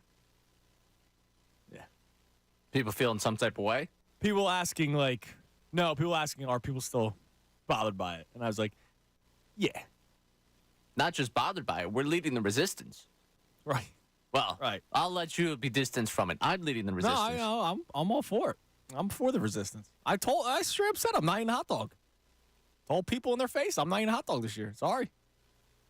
And then Wheeler got the big extension. Now I'll ask you, because you were saying you would do it, you would be cool with no more dollar dog night if it meant Snell or Montgomery. Does that still fit? No. No, they were talking about that extension long before any. Yeah, but notion. a cheap organization wouldn't have done it, right? I'm not saying they're cheap. They're maximizing profits. If you're maximizing profits, you know what? It's time to bring me Snell or Montgomery. I don't make the rules. Well, I only enforce them. There's a story, it looks like, on from Matt Breen. Oh, no, this was from today. He hasn't tweeted yet today. Interesting. Well, he's doing his reporting. He might not be done the story. That's true. But remember, last week, it was he couldn't come on Wednesday. He came on Thursday, and right at 10 o'clock, Dollar Dog Night story dropped. So I wonder if there's going to be something that drops at some point in the next 40 minutes. And are we upset with them if nothing drops? Yes. Because we postponed Breen Day. I mean, this music basically has been playing for the last 24 hours on loop in here. Yeah. I'm just listening to it over and over. Until it comes on. Yeah, it never stops playing. It's just scheduled for 12:30 on Wednesdays, and now everyone's been listening to it. I keep getting – Brendan Gunn came in here today. He's like, man, I can't stop. Got to turn this stuff off. Yeah, I was like, I can't turn it off, man. It's only scheduled for Breen Days. It only stops when his voice comes on. And he won't be coming on until 12:30 today. Yeah. All right, so before I get back to the phone, there is a free agent that there's already enough reports that the Eagles are interested in him. And if the news breaks that the Eagles sign this player, I think we will all celebrate it. However, this player took shots at us after leaving. So Chauncey Gardner-Johnson is a free agent. He only signed a one-year deal with the Lions. Remember, they turned down the 3-year deal for whatever reason. So Chauncey Gardner-Johnson is a free agent, and it's a position of need for the Eagles. And he's a player that I think we all loved when he was here. I said, I remember on these airwaves, that he was becoming one of the quickest hate-to-face guys for me because the free agency period, it was so annoying. The constant tweeting of Photoshop jerseys that wasn't the Eagles. I remember he put one out with the Bengals and just nonstop. It was nonstop. And Eagles fans were pining for it. Like, we wanted him back. I don't think there was an Eagles fan that did not want Chauncey Gardner-Johnson back. I wanted him back. That was Ray's number one guy he wanted back last year. He signs with the Lions. And then on a live stream, he was playing GTA. He had this to say about Philadelphia. That boy paid $5 just so he could get his All right, my least favorite thing is the people. It's obnoxious. I can't stand it. My least favorite thing about Philadelphia is the people. Obnoxious. I can't stand them. I don't think people reacted more than what they normally would have. Now, I do remember his car got stolen. So, like, you know. But it's not the entire city. I don't know, Ray. Do you have like a side hustle where you're swiping cars and Why would I admit to that on this program? Stealing Cadillac converters. This is a public-facing medium. The questions about what I do when I am not on the air from 10 to 2 are my private business, and I am appalled that you would even bring that up. I don't know. It's being talked about that you were a hot dog thrower at Citizens Well, yeah, Bank that is Park, an assassination of my character. But now what you're saying right now, I will not answer to. Okay. Okay. You will not no confirm further nor comment deny. on that. Okay. You're going to plead the fifth. So Chauncey Gardner-Johnson straight up says the thing that he didn't like most about Philadelphia was the people. They're obnoxious. I'm guessing we're all going to put pride aside if he comes back. Because he's a safety. He's a good safety, and it's a position of need. It's a position of importance in a Vic Fangio scheme. But normally when a player says something about us in a way that I don't think we're fond of, I don't see many people pining for that person to come back. Why is this case different? So for one, the talent. The talent and the swagger, I think, are the two things that people would. Talent? He's not B-Dog. No, but he's not Reed Blankenship. That's true. So, hey, man, you want to roll it back with Evans and Blankenship, or do you want a guy who had, 6 interceptions here in the one season he was here? And that the reason he was outdoors because he thought he was going to get a big payday because he had such a great season? That would be, for me, one of the big reasons why I bring it back. People talked all about how soft this team was. I don't think anyone's talked about how soft GJ is. And we've talked about, I remember when the Niners thing happened. It was maybe Chauncey Gardner-Johnson wouldn't have let that happen. Whereas this defense and some of the players in the Eagles did. Now, there's also the element for a lot of people, not saying that I am amongst them, but I have had this thought. He comes back and they're good. And there's a little, wow. Yeah, maybe you should have brought him back. I don't know. Maybe we were right about that one because that's another element of us. You do like being right. If we were right about someone once, they live forever. But it's just, he didn't say the organization is obnoxious. He straight up said the people of Philadelphia. That's the thing he hated most about playing with the Eagles, calling us obnoxious. But now all of a sudden it's like, if he wants to come back, we're all for it. Yeah, man, I like talent. Yeah, so do I. Like I said, I don't necessarily care about the person. I'll take him back. I will, because talent is number one for me, and I think he's a talented player. He's got to stay healthy. Back-to-back years where he missed time with injury. And he's 26 years old. He's sure is talented. But I feel like a lot of people maybe don't remember him literally taking a shot at us on his way out. And I wonder if playing that is going to change people's opinion, because that, it wasn't like, yeah, man, it's cold there in Philly. I'd rather play down south where it's warm. No, he's talking about us, and not the evil media. He's talking about us, Philadelphia. Why is it different with him? I don't know why it's different with him. All I know is they need a safety. He is a safety. We saw him play well here. Sign me up. I wanted him back last year. I want him back again this year. Bring him back. I'm in on it. I don't care what he calls us. Okay. So I'll ask the people, 610-632-0975. I would love to talk about this for the rest of this segment and, as the show continues. But when I play you that clip and Chauncey Gardner-Johnson says the thing he hates most about Philadelphia is the people and that we're obnoxious, does that, A, change your opinion? Like you wanted him back and now you hear that and you go, oh, wait, I don't want him anymore. B, do you not care? You'll ignore it. You'll put your pride aside when normally we don't. You say one little bad thing about us and you are an enemy for life. Or CG's not one back, period, ever since he said it. But I wonder if anybody changes their mind once they hear that or are reminded of that when he said that on his way out last year. And no, it wasn't a shot at Howie Roseman. It was a shot at you. Let's go to Nate in the Northeast. Nate, you're on the Fanatic. How you guys doing this morning? What's up, Nate? Good. So, real quick, hearing that, I'm going to go with A. He's very talented, but it does bother me a little when you say that the people are the problem here. I mean, pride is huge for us here in Philadelphia, but I mean, we're known as the best fans, and that's why. Right, and it's funny because I find it interesting. Not everybody loves Darius Slay because of how he's played recently. Darius Slay says last week that he doesn't like getting booed, and he gets ripped for it. Chauncey Gardner-Johnson straight up says the thing he hated most about Philadelphia is the people and how obnoxious we are. And yet there's going to be people that are so like, oh, no, please come back. I want him. And I want him. I do, but I don't care about that kind of stuff. I just want talent. Right, I agree with you on the wanting the talent thing. But the reason I called in real quick, I wanted to touch on two things. I wanted to touch on you're picking the what makes a Philadelphia player matter to me, and also the Sixers game. I was there last night, so my heart was just crushed. God, sitting next to a Memphis fan. So on the Sixers game, real quick, Tobias Harris, in my opinion, lost us that game last night. He was a paperweight. He was horrible. I feel like he missed another wide open. I mean, he missed a lot. He was terrible last night. Yeah, it was very rough, and I had a Memphis fan sitting next to me too. So that added a little bit to it. They exist? I somehow in Philadelphia, I don't know how. I didn't even know if they existed in Memphis, to be honest. Yeah, and then last thing to touch on it, for me, you have said a lot about talent, things like that, which make a Philadelphia player.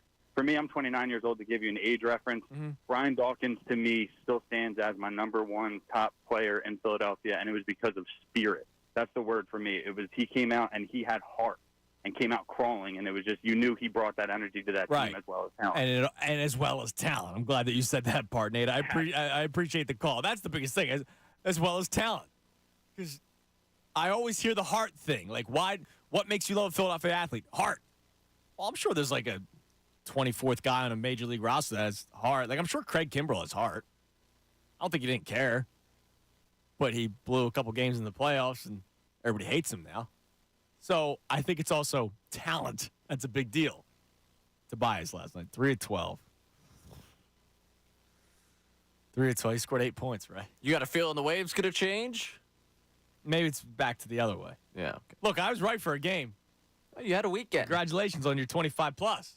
It was a big day. Some benefited from that. Yeah. The Charlotte game was nice. The Dallas game was awesome. I mean, he closed out that game. Yes. I just can't believe how small he came up last night.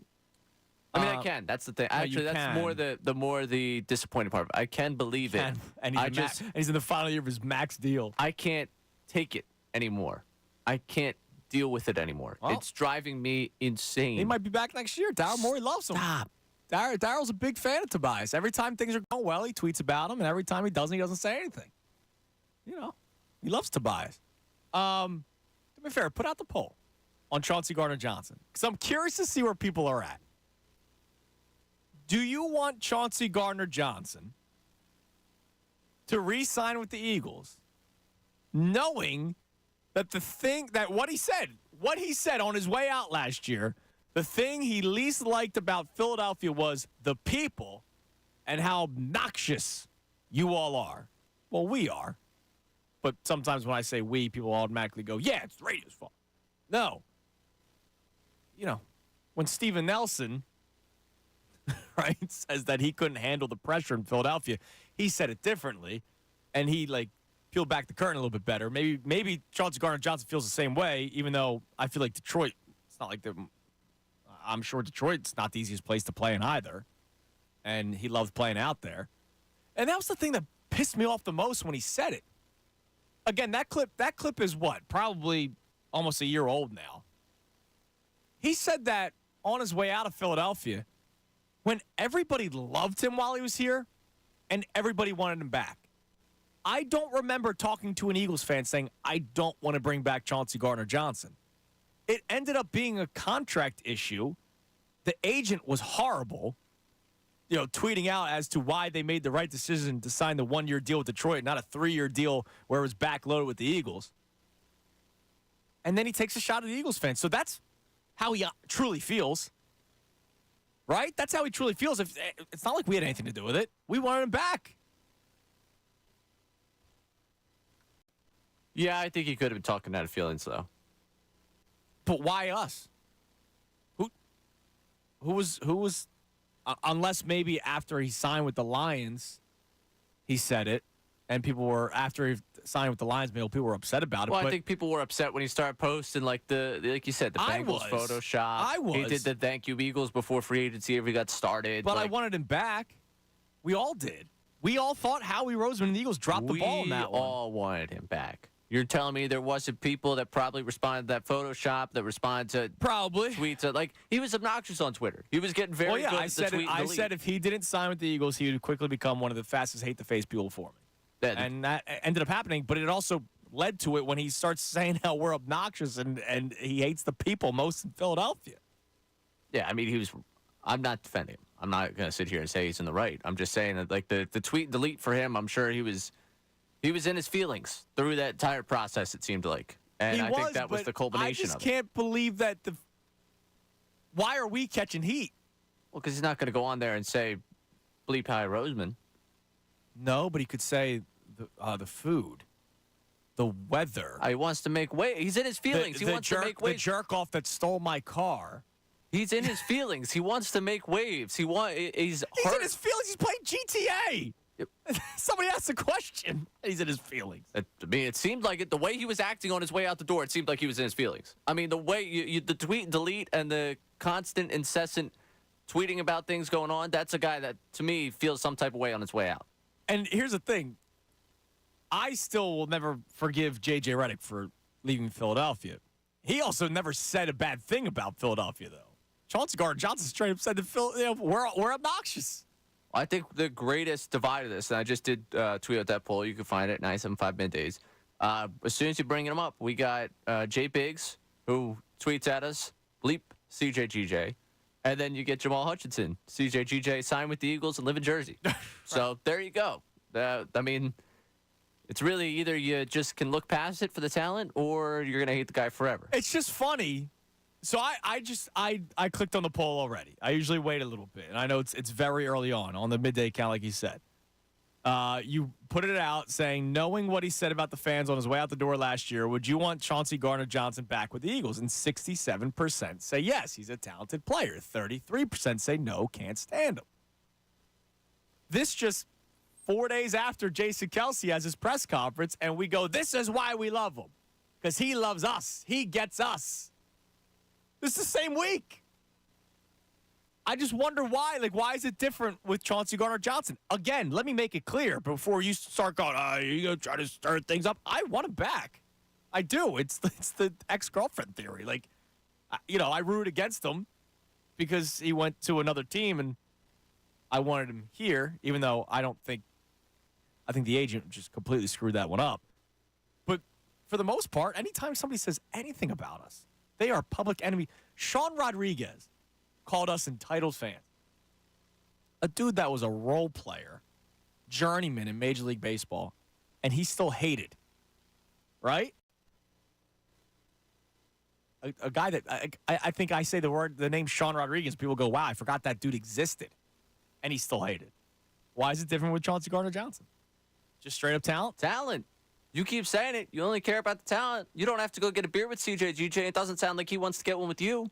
But hey, man. Probably not. If he picks off, Dak Prescott next year, he ends up with what, 6 interceptions next year? He's forget it, man. There's jerseys. There's to be jerseys inside Lincoln Financial Field. Yeah. All is well that ends well. Let's have this end well. Okay. All right. Chauncey Gardner-Johnson hates you. Remember that. That's fine. But 2/3 you want him back. How many of these athletes probably hate me specifically? Probably a good number of them. They probably have a disdain in their heart for me. Nah, I'll keep cheering for them. You're harmless. You're a nice guy. I'd like to think so. But, there might be one. There could always be one. There could always be one. All right. Speaking of you had a cool day yesterday. Let the people know what happened because this is it's a Philadelphia feat. Yes, it was. It was cool. Breland Moore, Fox 29 was at the game, so I was like, wow, we got a pretty big game here. I haven't seen local news since I've been with the team, but my other gig that I'll reference usually just as my other gig, do play-by-play for Temple Women's Basketball last night. Won a share of the regular season conference title for the American Athletic Conference. The trophy, the shirts, the whole celebration post-game was a lot of fun. So congrats to them. I love traveling around with them this season already. 8 more wins than a season ago. Nice. Tied for the most wins they've had since they went to the American Athletic Conference in conference play. And now going into the tournament, Fort Worth next week. So exciting night. Congrats to all of them because the team's so much fun to be around. They're a great group and excited. I love Coach Richardson. I think that came through when you had her on. Yeah. Talking to her She was before awesome. she got on the air. Yeah, She's she just was a awesome. wonderful human being. Year 2 for her to get that is really, really cool to see, and it was a lot of fun to be a part of all that last night. So, yeah. Well, congratulations. That's what you look. You got the Temple shirt on. I'm Yeah. rocking my Temple alumni pullover today. I was going to Go to you, baby. I was going to rock the championship shirt, but I was like, you know what, been there before, plus I did wear that all last night, so, yeah, I want to respect everyone that's going to come in here. I like that you get the shirt. I like that I got That's the shirt. awesome. Yeah, well, that was one of the first things, and not to go too deep into my own story with this, but when I met them the first time, Coach Richardson herself was like, "You're a part of this now. You would like, I know, you're a broadcaster, but you're a part of this. We want you to get everything with you are the play-by-play for them. Correct. Yes, so their it's, radio it's voice. like, if you listen to any local broadcast here, there's this slant toward Oh yeah, the 100%. team. Yeah, no, Because I'm not you the work for them. I'm not the TV broadcast. It was funny. The TV broadcast last night cut out they were following her off the floor, and and you could see her going to give me a hug, and it cuts right to the graphic before it gets the video of it. It was hilarious. Wow. My brother was like, we were watching at home, and they're like, oh no, there's Ray, and then the screen went. That sucks. Very funny, but it was a good moment. Well, it's a good moment. Congratulations, Temple women's basketball, big night last night, and good luck in the tournament. That you'll be working next week. You'll be a busy man in Yes, Fort Worth next week. I am leaving in less than 36 hours. Wow. So yeah, All right. get on the road back to Texas. Yep, and safe travels because I know it's been a rough year. Yeah, apparently times for you. rough weather in Texas coming up. I already got the email from American. What people don't realize, to toot your horn a little bit, right? Like, Ray's been working this job while also doing the travels, following around a basketball team all season long. Like, Ray's done shows on a Wednesday. He may be off on a Thursday, but he's back on Friday when sometimes the team's not even back yet because you don't want to miss a day. And I commend you for that, Ray. Yes. Hard yes. worker. Thank you. Hard I appreciate worker, it. Ray Everyone's Dunn. working hard around here. Everybody's working hard, but you might be working harder. Who knows? We'll let the people decide. 610-632-0975. All right, coming up next, we will be joined by Matt Breen. But before that, I still have time for some of your calls. Chauncey Gardner-Johnson, on his way out last year, said that his least favorite thing about Philadelphia was the people and how obnoxious we are. However, if I ask all of you, I would guess, and I'm basing it off the poll, that 2/3 of every Philadelphian would want him back, even though he said he doesn't like us. Why is it different with Chauncey Gardner-Johnson? In the same week, when Jason Kelsey has his press conference, we say that's why we love that guy, because he always wanted to be here. He gets us. We get him, blah, blah, blah, blah. It's this all lovey-dovey feel. And then we ignore it for some other players. Why is that? 610-632-0975. I'm Andrew Salchunas, the Midday Show, right here, 97.5 The Fanatic. Fanatic Sports Update. Sixers.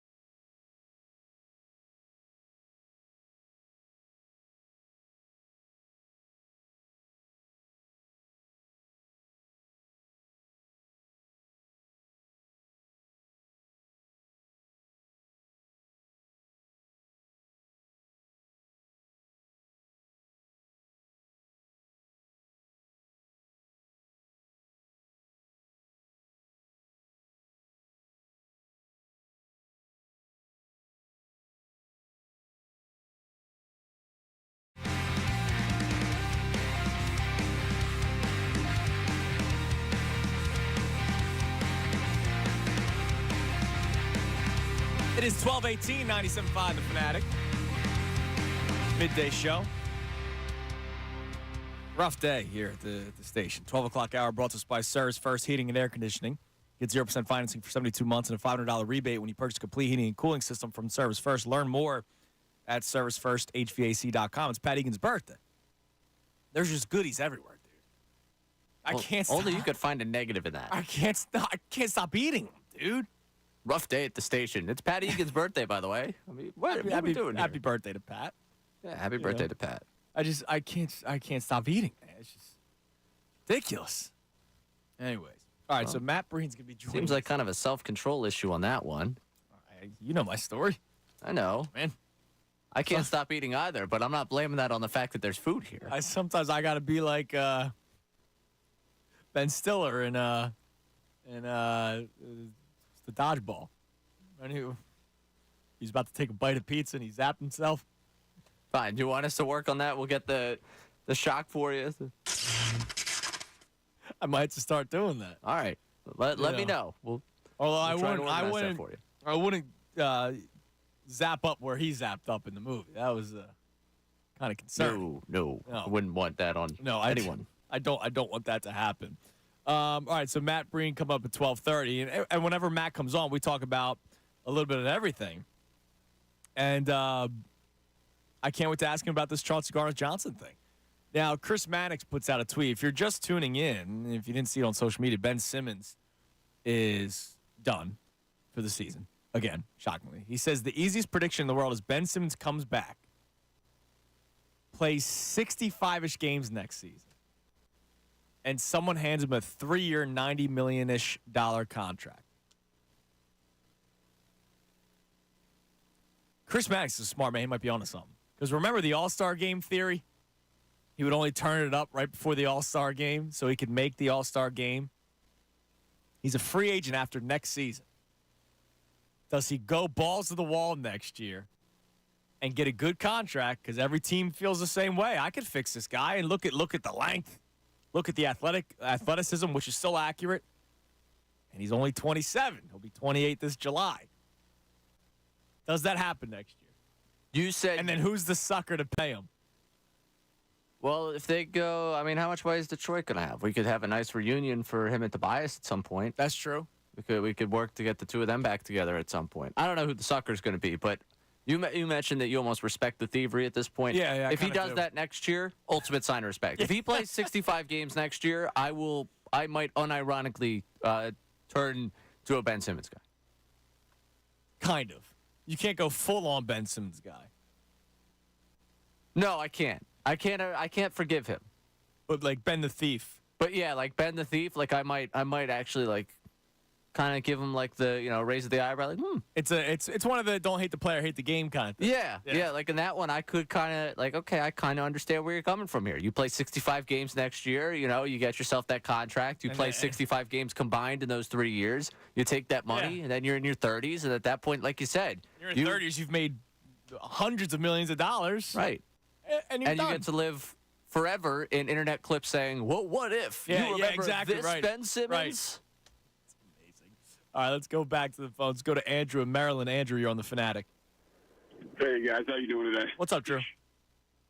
So wanted to take you kind of down the pathway of thinking here on CJGJ. And I'm very much like you. I don't really care at the face value of him talking about us, whatever. Look, I'll be honest. It pisses me off. Like, I'm not going to, forgive him for it. But ultimately, if he's a guy that can win me a Super Bowl, I'll ignore it. Yeah, I'm just of the mindset. I'm not about to buy. If he comes back, I'm not about to buy a Gardner Johnson jersey. Fair. But on this, I want to point out the train of thought that I think everyone is neglecting and needs to look at as to why this would be a horrible idea bringing him back. New Orleans.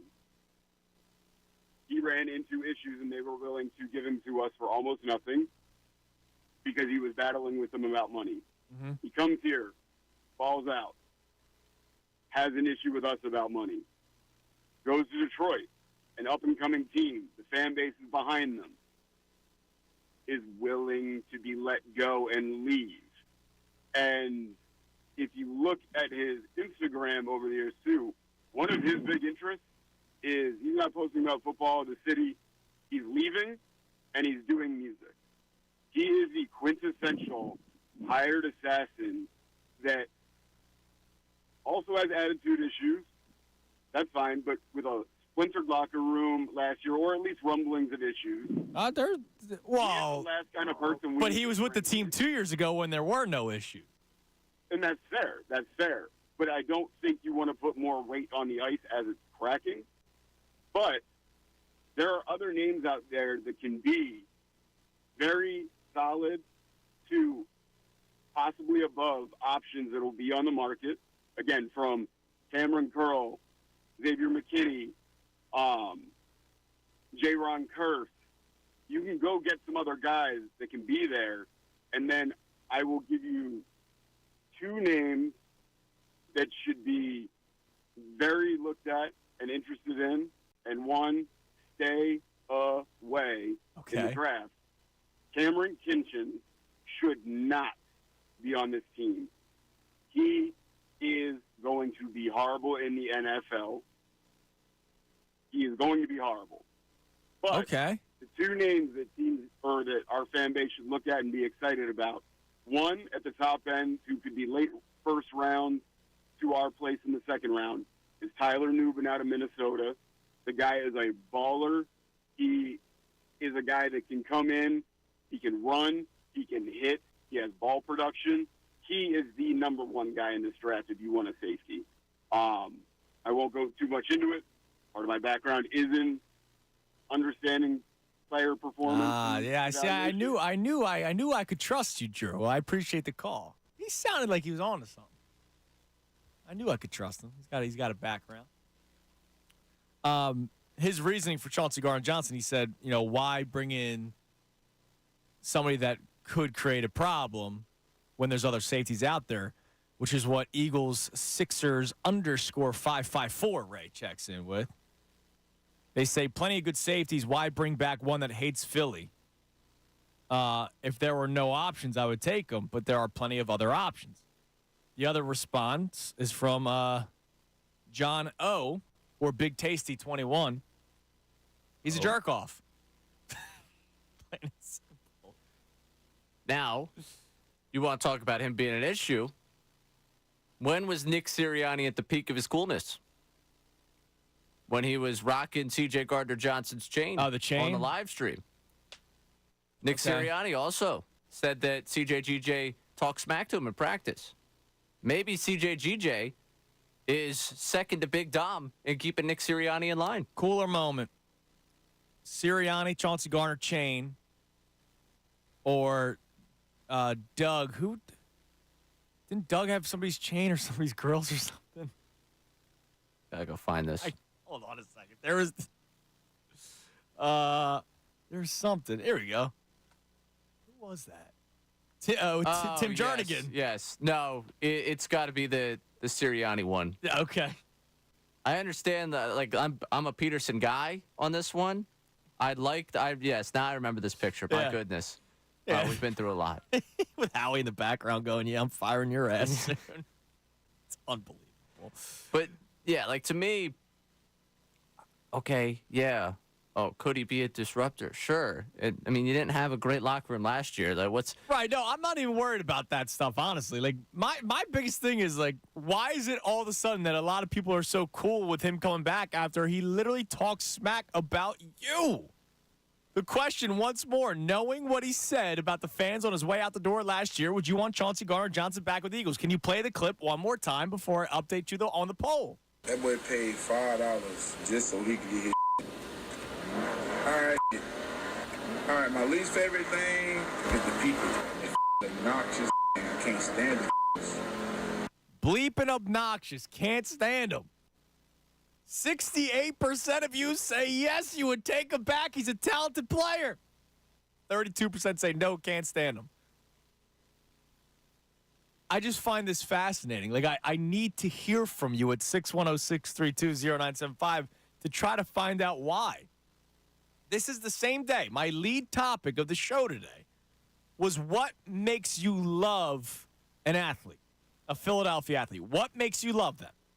Right? So far, we've heard hard worker like a million times today, right? But it's always like, I love how hard AI worked. Not, I love how hard JaVale McGee worked. Right? Like, it's the most talented. Like McGee fever right now. Well, yeah, Second time in 24 hours, you've been all McGee'd up. I did the Immaculate Grid yesterday for hoops. Yesterday, I had him as a Sixer and Cav. We love the hard worker, but they always got to be talented, right? But it's the same day. I'm doing a topic of what makes you love a Philadelphia athlete, and this stems off of what Jason Kelce had to say on Monday, and Jason Kelce talked about how much he loved playing for the city of Philadelphia and how it's not that hard to play in the city of Philadelphia. If you just try hard, you play your balls off, is what he said. You show them that you care, blah, blah, blah, and they'll show them the love back. Never, ever have I heard a player rip Philadelphia and rip the fans and people want to welcome that person with open arms. I've never heard that, right? Like if Scott Rowland got inducted into the Hall of Fame and the Phillies did a Scott Rowland Day and people didn't want it to happen. I don't remember a time where a player said something about not wanting to play in Philadelphia or not liking the fans or not liking this or not liking that. And then all of a sudden we change our opinion on them because they would fit the team. Why is this one different? Or is it because we're changing? Which is a conversation we always have about how we as a fan base is changing. I would love to hear from you. 610-632-0975. Now let's head to the Comcast Business Hotline. Normally joins us on Wednesdays. He was busy yesterday, so he had to join us today, which I'm all for it. From the Inquirer, Inquirer.com, the great Matt Breen.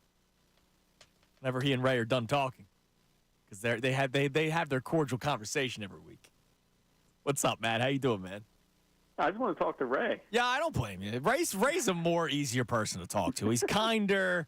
Yeah, he's a nice guy. I'm an ass. So, it's talking women's hoops. Yeah, well, it was a big night last night for Temple women's basketball. So it was a celebratory day.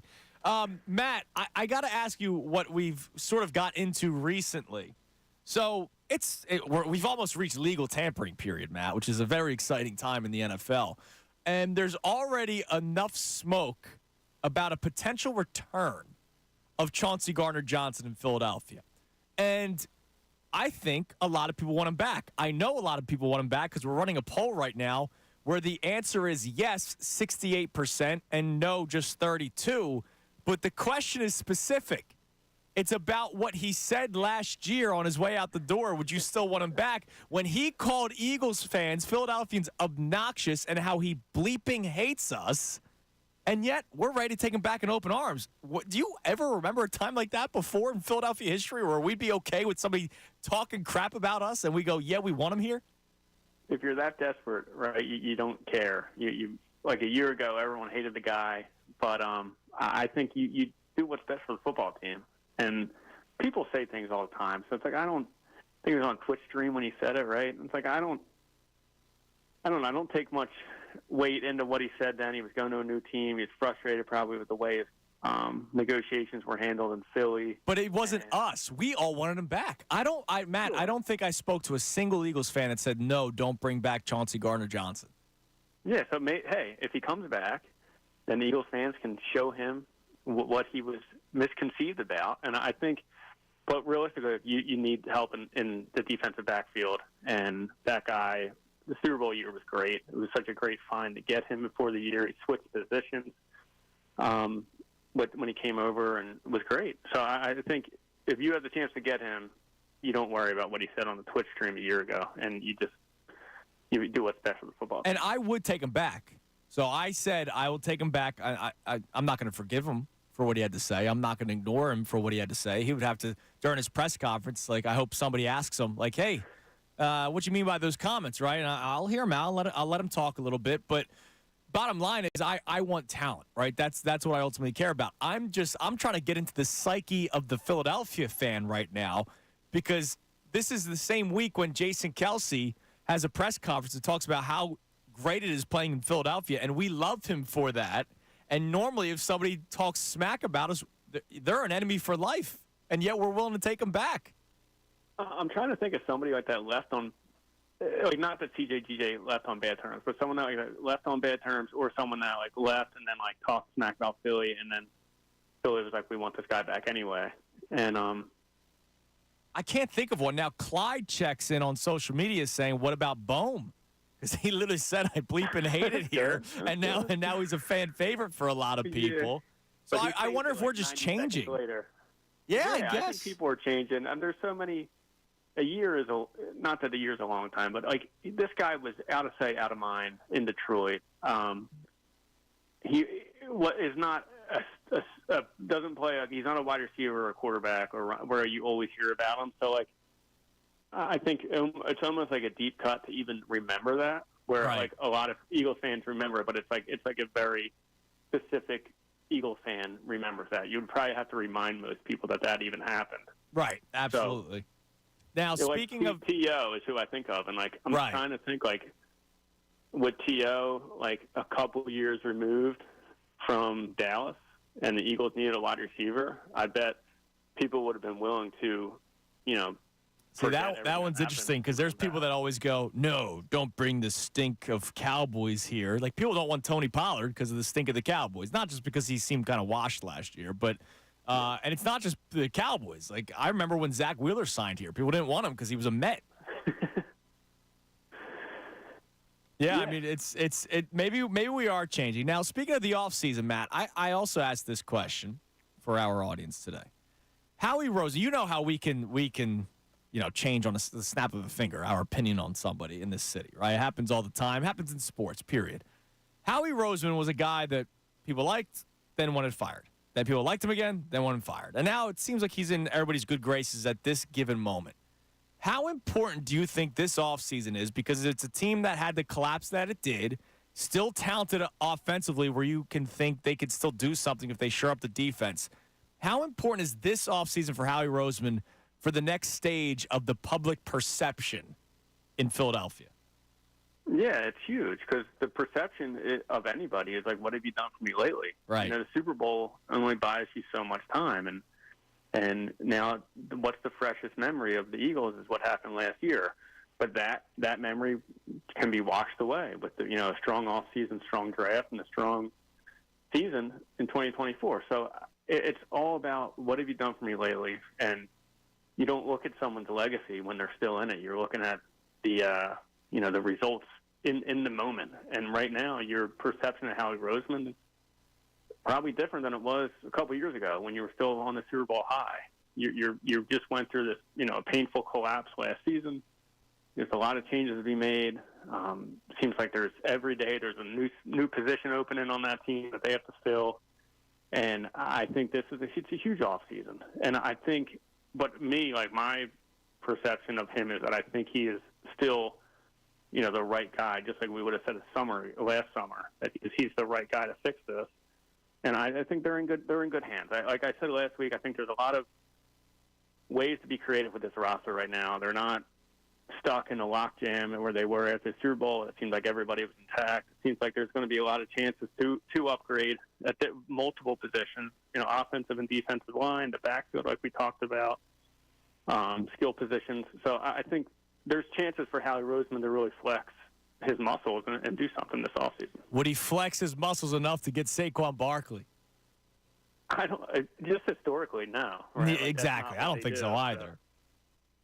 No, I think that he's not like DeAndre Swift was the perfect guy because it came with no commitment really. Where Barkley's not going to, even the early projections are not him signing a 1-year contract. Right. So I don't see them taking up a huge chunk of their salary cap on a running back, nor committing this 2 or 3 years is what he's probably going to get. So I love Saquon Barkley and would love to see him in the offense, but I just we've all watched the Eagles enough to know that's probably not going to happen.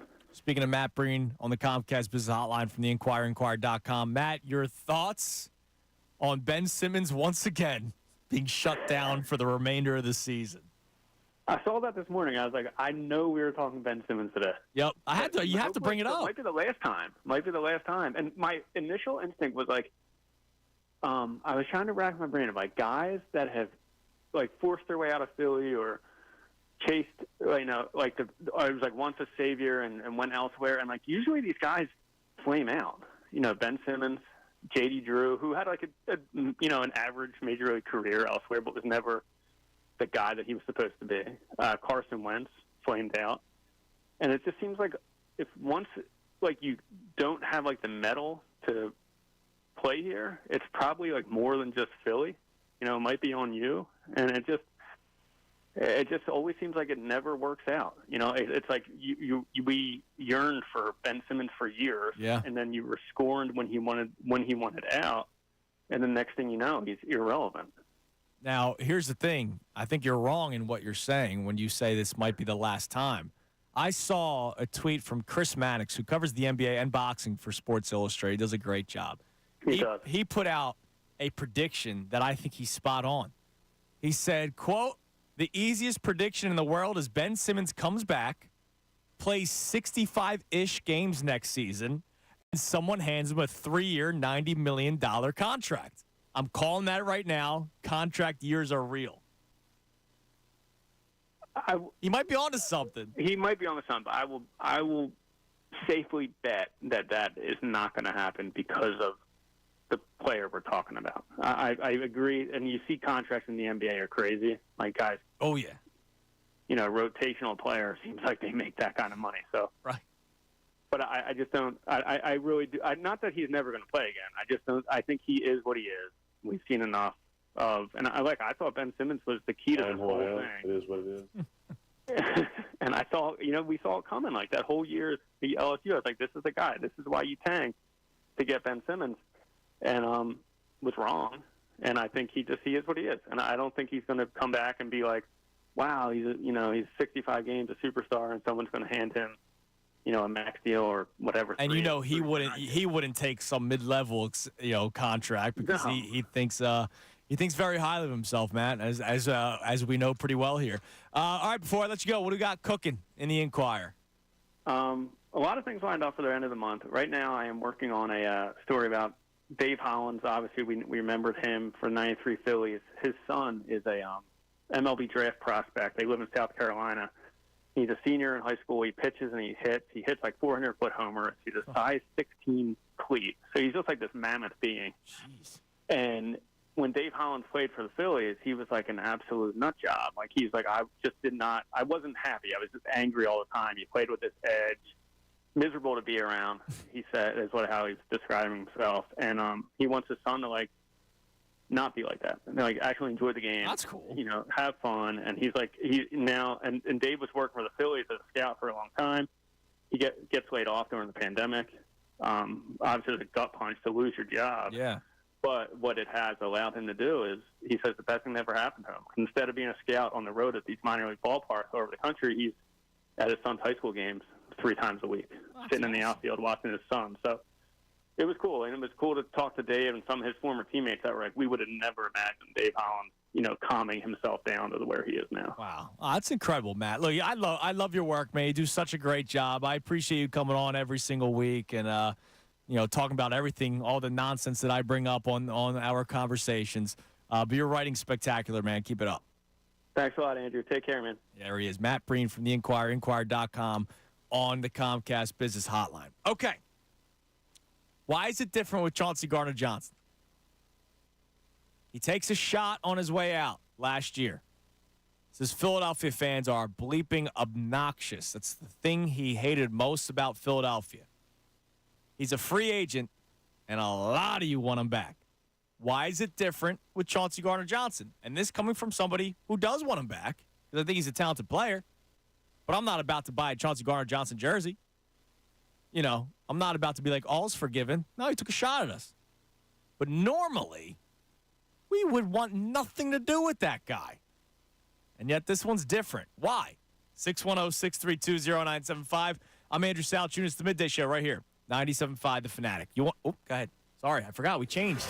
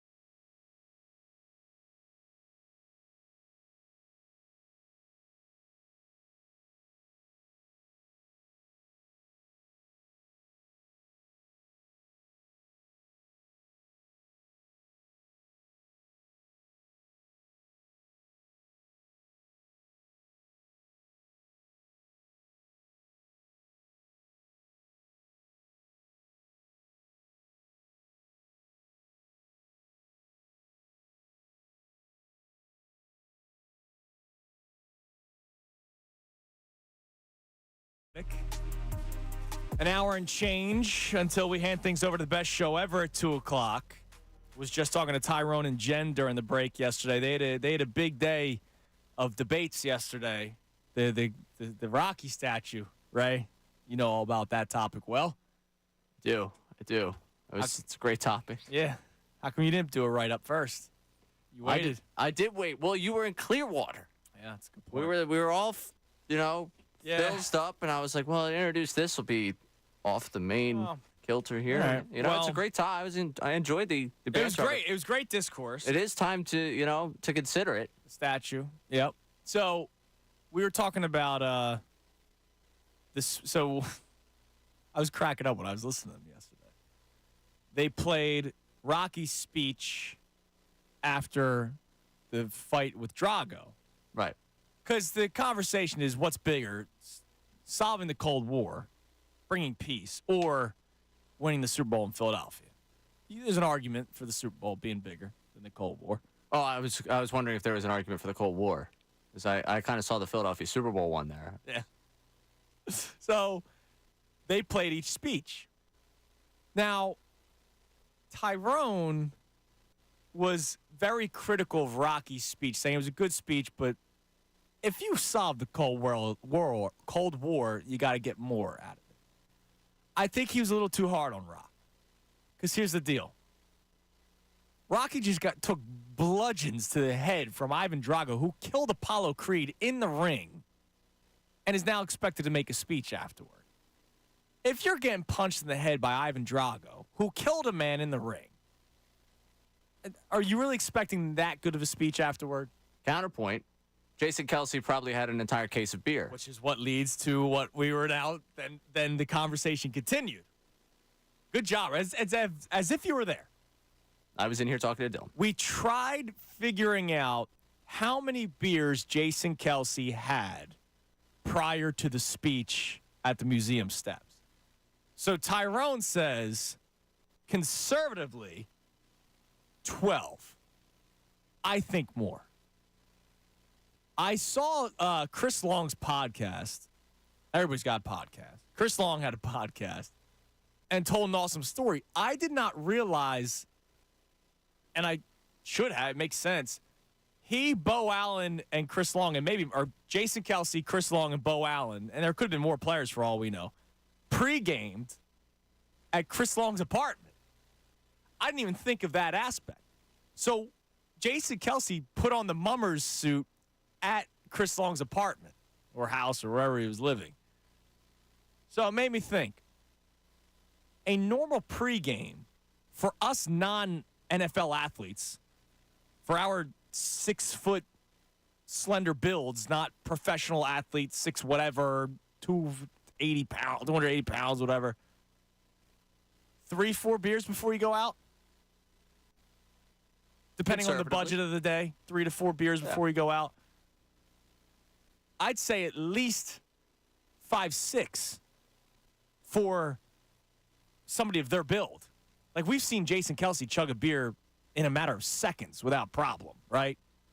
So he probably had 6 beers at Chris Long's house. Well, that's also, it's circumstance of day.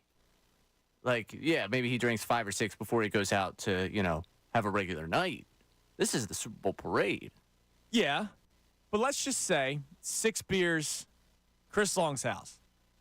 They probably got a ride to the link because that's where the buses started. They probably had a beer at least in the car. I'll go 1. So that's 7. That's before even getting to the parade route. When he got there, somebody was like, hey, Jason, probably tossed him a beer. He probably had 8 before he even got to the buses. And that's a long parade route. He definitely had more than 4 beers on the parade route. Absolutely. And then we started talking about post parade. He probably had a 12-pack. But I would imagine Jason Kelsey maybe 15 beers before the speech. I really think that's still a low number. This is not like a radio bit. Like, I'm trying to pull up what they said he had at the Bills game. Like, that's a Bills game. Oh, was there a number? I thought there was a number given out for the number of beers he had at the Bills game. Jason Kelsey drank 40 beers before shirtless Chiefs celebration.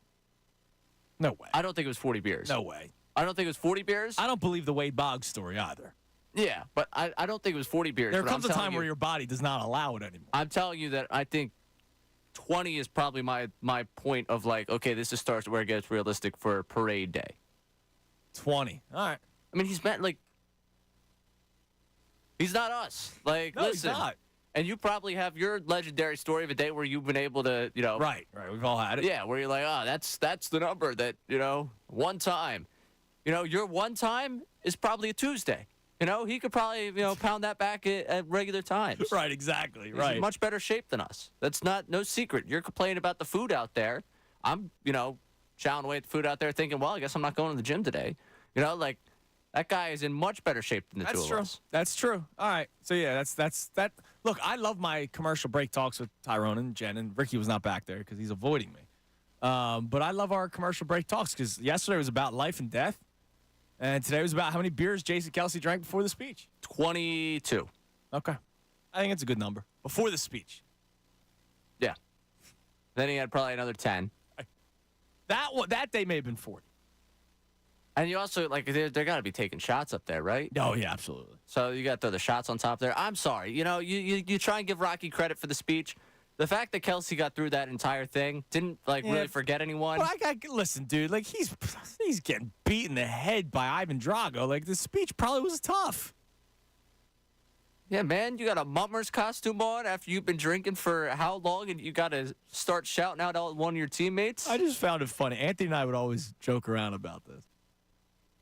In Rocky 1 and 2, the guy couldn't talk. He can't read. Right. He's trying to do the commercial, Smeal mainly. He can't read. Rocky 3, all of a sudden, he's a diplomat.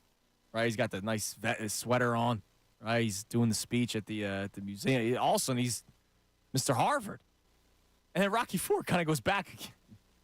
We need Rocky 2.5. Figure out what happened. What happened? We get the spin-off series, this Rocky's teacher.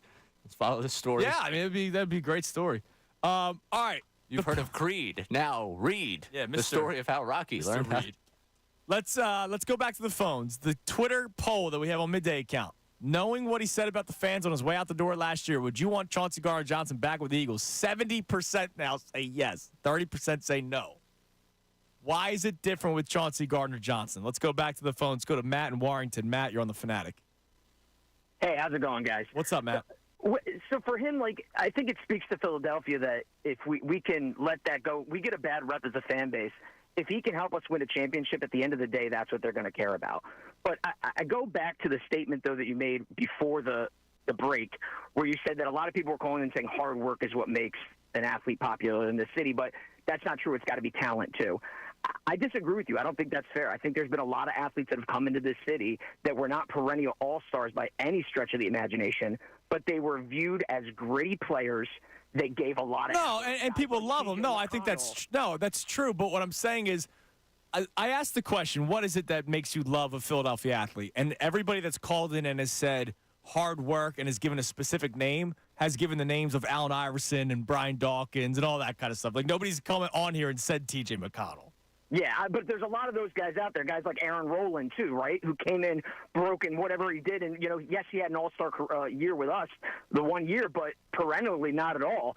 There's a lot of guys of that ilk. It's why we liked Tyrese Maxey right away. His rookie year, he wasn't an all-star, but he came out and he was gritty. It was clear that he was a hard worker, that he was putting in an effort. If you go out and show that effort, and I think it's what Kelsey said in his speech, too, you can be loved in the city for a long time if you put in that type of work. Yeah, I think that's the biggest one for everybody. For me, it's talent comes first. But I think a lot of people, it's the effort and hard work and the will and wanting to play. And you mentioned the word grit. I've heard the word grit on these airwaves a billion times. Mm-hmm. I think that's number one for the majority of Philadelphia fans. I agree. That can take you to that level, even if you're not the top-tier talent. You can still be really popular in this city if you show that effort to these fans because we care so much. So if you show that you care on the field or on the court, then you're going to be there for us. Yep, that's spot on, Matt. I appreciate the call. I mean, that's what Jason Kelsey said on Monday. You go out there, you play your balls. Go ahead, play it one more time. You go out there, you play your balls off, and you'll be loved. No one celebrates their own like the city of Philadelphia. Athletes become demigods in this city, even ones whose deeds span decades before. The Eagles are the #1 ticket in town, the most talked about thing at nearly every moment. But that amount of attention, you better be ready to overcome the lows that will happen and be ready to persevere in the face of the criticism. They will let you know when you are not performing well, but they will also love you if you show effort, aggression, desire, the will to fight. They will love you in this city if you love it the way you love your brother. You will be loved by going above and beyond to show that you care, because they care. They've been caring for generations in this town about this team, and they aren't about to accept a bunch of excuses and soft-ass nonsense representing the name on the front of the jersey, something they've invested their entire lives in. If you don't like what the fans and media are saying as a player, it's very easy. Love them, treat them like your brothers, and go out and play your balls off. Wear your heart on your sleeve, and I guarantee you change those narratives. And yet, in the same week of that press conference, please, Chauncey Gardner-Johnson, come back. And this is what he had to say almost a year ago today. That boy paid $5 just so he could get his All right, my least favorite thing is the people. It's obnoxious. I can't stand it. Why is it different? Why is it different? Let's go to Bill in West Philly. Bill, you're on the Fanatic. Yo, what's going on? What's June? up, Bill? How you doing, man? I'm doing great, man. Listen, I'm really enjoying the show, and just for the record, I hope Beasley makes it permanent. If they haven't done it already, then I hope they do, because you're doing a great job. Thank you, Bill. I appreciate it. Thank you. Hey, listen, on the Jason Kelsey thing, so I just turned 55 this month, and you're talking about Jason Kelsey and how many beers. I want to know how many beers he drank that morning before he had to go to the bathroom and pop the seal for the first time. Oh, dude, yeah, that's a big one too. You don't want to break the seal too early. If you asked him how many beers he drank, he couldn't remember, I'm sure. But if you asked him how many times he went to the bathroom before he went to the speech, I bet he remembers, and that might give you a clue. All right, so that gives you the idea. All right, that might be your metric. Hey, listen, on the CJ thing, I think there's a lot going on, including that even right now, I don't think we would want to hear that from somebody who was aspiring to be our quarterback or some other positions on the field. But I think the key word for the fans is honesty. And it was in that speech, Kelsey just said, if you wear your heart on your sleeve, Philadelphians will love you, respect you, appreciate you, whatever. And I think there's a measure of that. Like, if you come out and you say, yeah, I can't stand these people, they're freaking obnoxious, we respond to that way better than if you slap a bunch of... I don't agree with you, because just last week, Bill, Darius Slay said it. He was tired of getting booed at, and he was getting ridiculed. Yeah, I think the other factor there is you got to deliver, and where Slay is. He's been good. Yeah, but he wasn't good enough, and CJ was away and was good elsewhere. So fans are looking at him and seeing a guy who's telling the truth. We know he can deliver. We don't mind a guy in his position being full of anger and rage. Right. But I think, Jason, here's another thing, because of course you're right. Some people who are honest we still don't love. But I think another factor at this place is we have so many questions about the Eagles right now that anybody coming out and offering us an honest take on the state of the universe is kind of welcome, right? We've heard a lot of sunshine and rainbows and baloney over the last, couple years since they lost the Super Bowl, and it hasn't worked out. So I think there's a vibe around here of like, okay, yeah, I don't mind if he's mean as long as he can deliver. Maybe we need some more mean on this team. Maybe we even need a Well, yeah, they definitely needed it last year. I mean, I mean it, and thanks for the call, Bill, and thanks for the kind words. I really appreciate it. If Chauncey Gardner-Johnson's on this team when San Francisco walks through the tunnel and walks through your defensive back drills, I don't know if he would just let it slide. He might, get in the face of one of the players. And we would probably celebrate that. I just find it funny because, you heard Bill say it. Well, if there's honesty, people are in favor of it. Was Darius Slay not honest? He was honest. And people ridiculed him for it. And I was annoyed by it. I still kind of defend him a little bit, but then I heard Jason Kelsey talk on Monday, and I say, screw defending. I can't defend this guy anymore. But for the most part, people were not happy with Darius Slay on Monday. Didn't we run another poll about it? It was like 80% didn't like it or something. Oh, I'll find. I'm scrolling down. Here you go. Do the comments by Darius Slay and Steven Nelson about Philadelphia fans make you want to boo louder or change? And 81% of you said boo louder. 81%. However, in the same breath, 70% of you want to welcome Chauncey Gardner-Johnson back. Why? Steven Nelson walked Darius Slay into a conversation about the fans that were not surprised by what Slay said.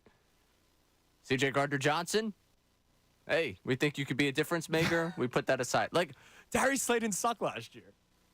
Okay, but the defense, defense did. He's actually been a good corner. He's been a good player his entire time in Philadelphia. He's been a good player. I don't know if you're auditioning to be the host of the Big Darius Slay podcast because it sounds like you could sit right next to him with, no, Slay was good, but the defense, the rest of them, they were a problem. Like, you sound like him with that one. I do. The reason why people have the reaction they do to Slay is, one, because they're probably sick and tired of hearing they heard that type of comment during the season. They get sick and tired of him in front of the microphone. Right now, they don't care about C.J. Gardner-Johnson because there hasn't been any microphone in front of him. He hasn't talked about Philadelphia in a year, or we don't have the recollection of him talking about Philadelphia in a year. So you're like, you know what? Forget it. You know what was good in 2022?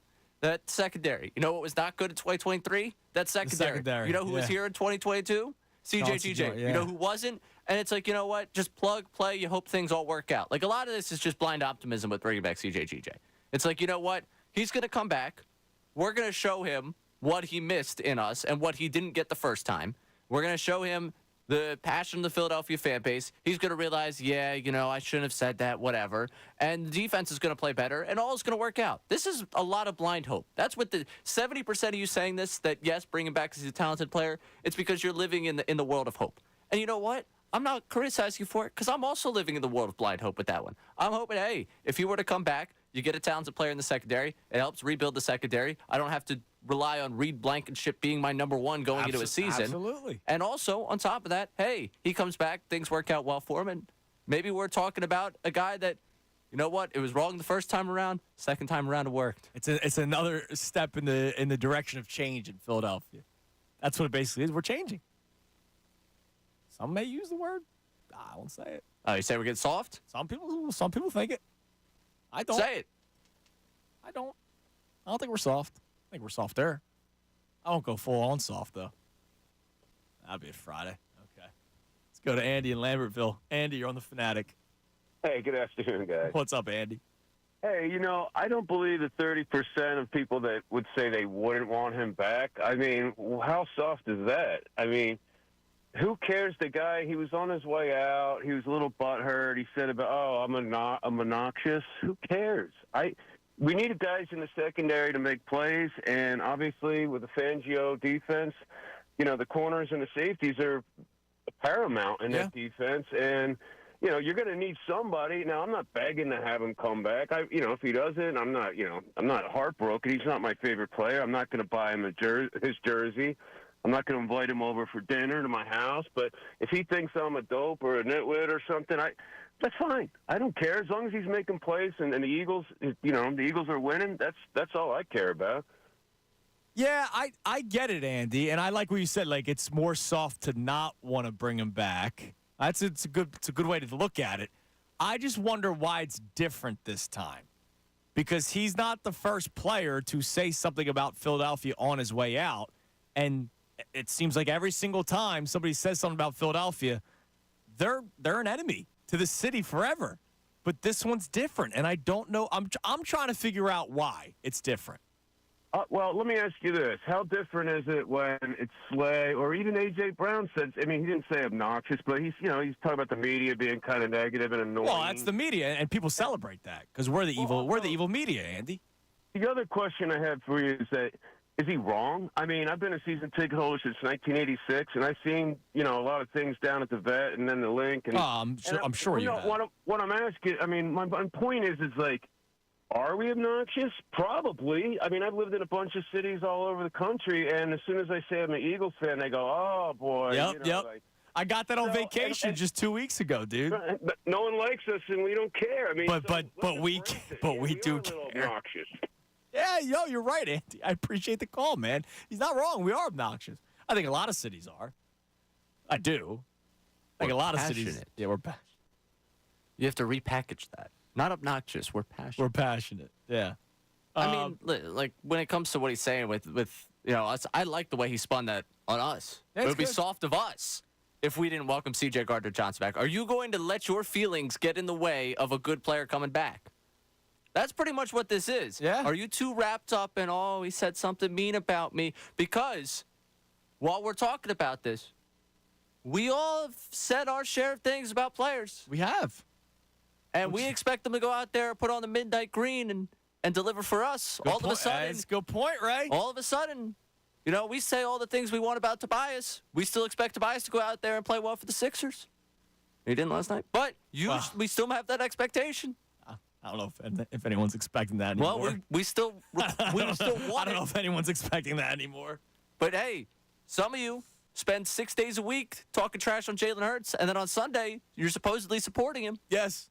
So good I point, don't know, Ray. man. Maybe we got to take a look in the mirror. Maybe it's time for us to consider that. Hey, maybe we're being a little soft if we're so caught up in our feelings that we're thinking about something that was said a year ago about us that we wouldn't look to upgrade the defensive secondary. Well, for the most part, people are welcoming him back. Once again, 70% say yes. Well, what about the other 30%? Well, but my thing is, for the 70%, the vast majority, why is this one different? Is it what's Ray's saying? Like, are we just trying to change and realizing that, yeah, we do talk smack all the time. So maybe, that's why I actually respected what Stephen Nelson said, where he was just like, it's not a place for me. Like, he didn't do the whole, I hate you. He was just like, yeah, it's not for me. It's not. I kind of respected his honesty with that. Yeah, you met your friend's friend. You realize, probably a nice person, but I don't want to hang out with them a lot. Yeah. That's. We all know that person. Yeah, we all know that person. Absolutely. Yeah. All right. We got another segment left. I thought you were about to name someone. I said, wow, I'd catch something. I was going to say, I don't hang out with you much outside of here. No, that's a good point. That's actually, we were going to name the same person. What, you were going to name yourself? Yeah. Oh, okay.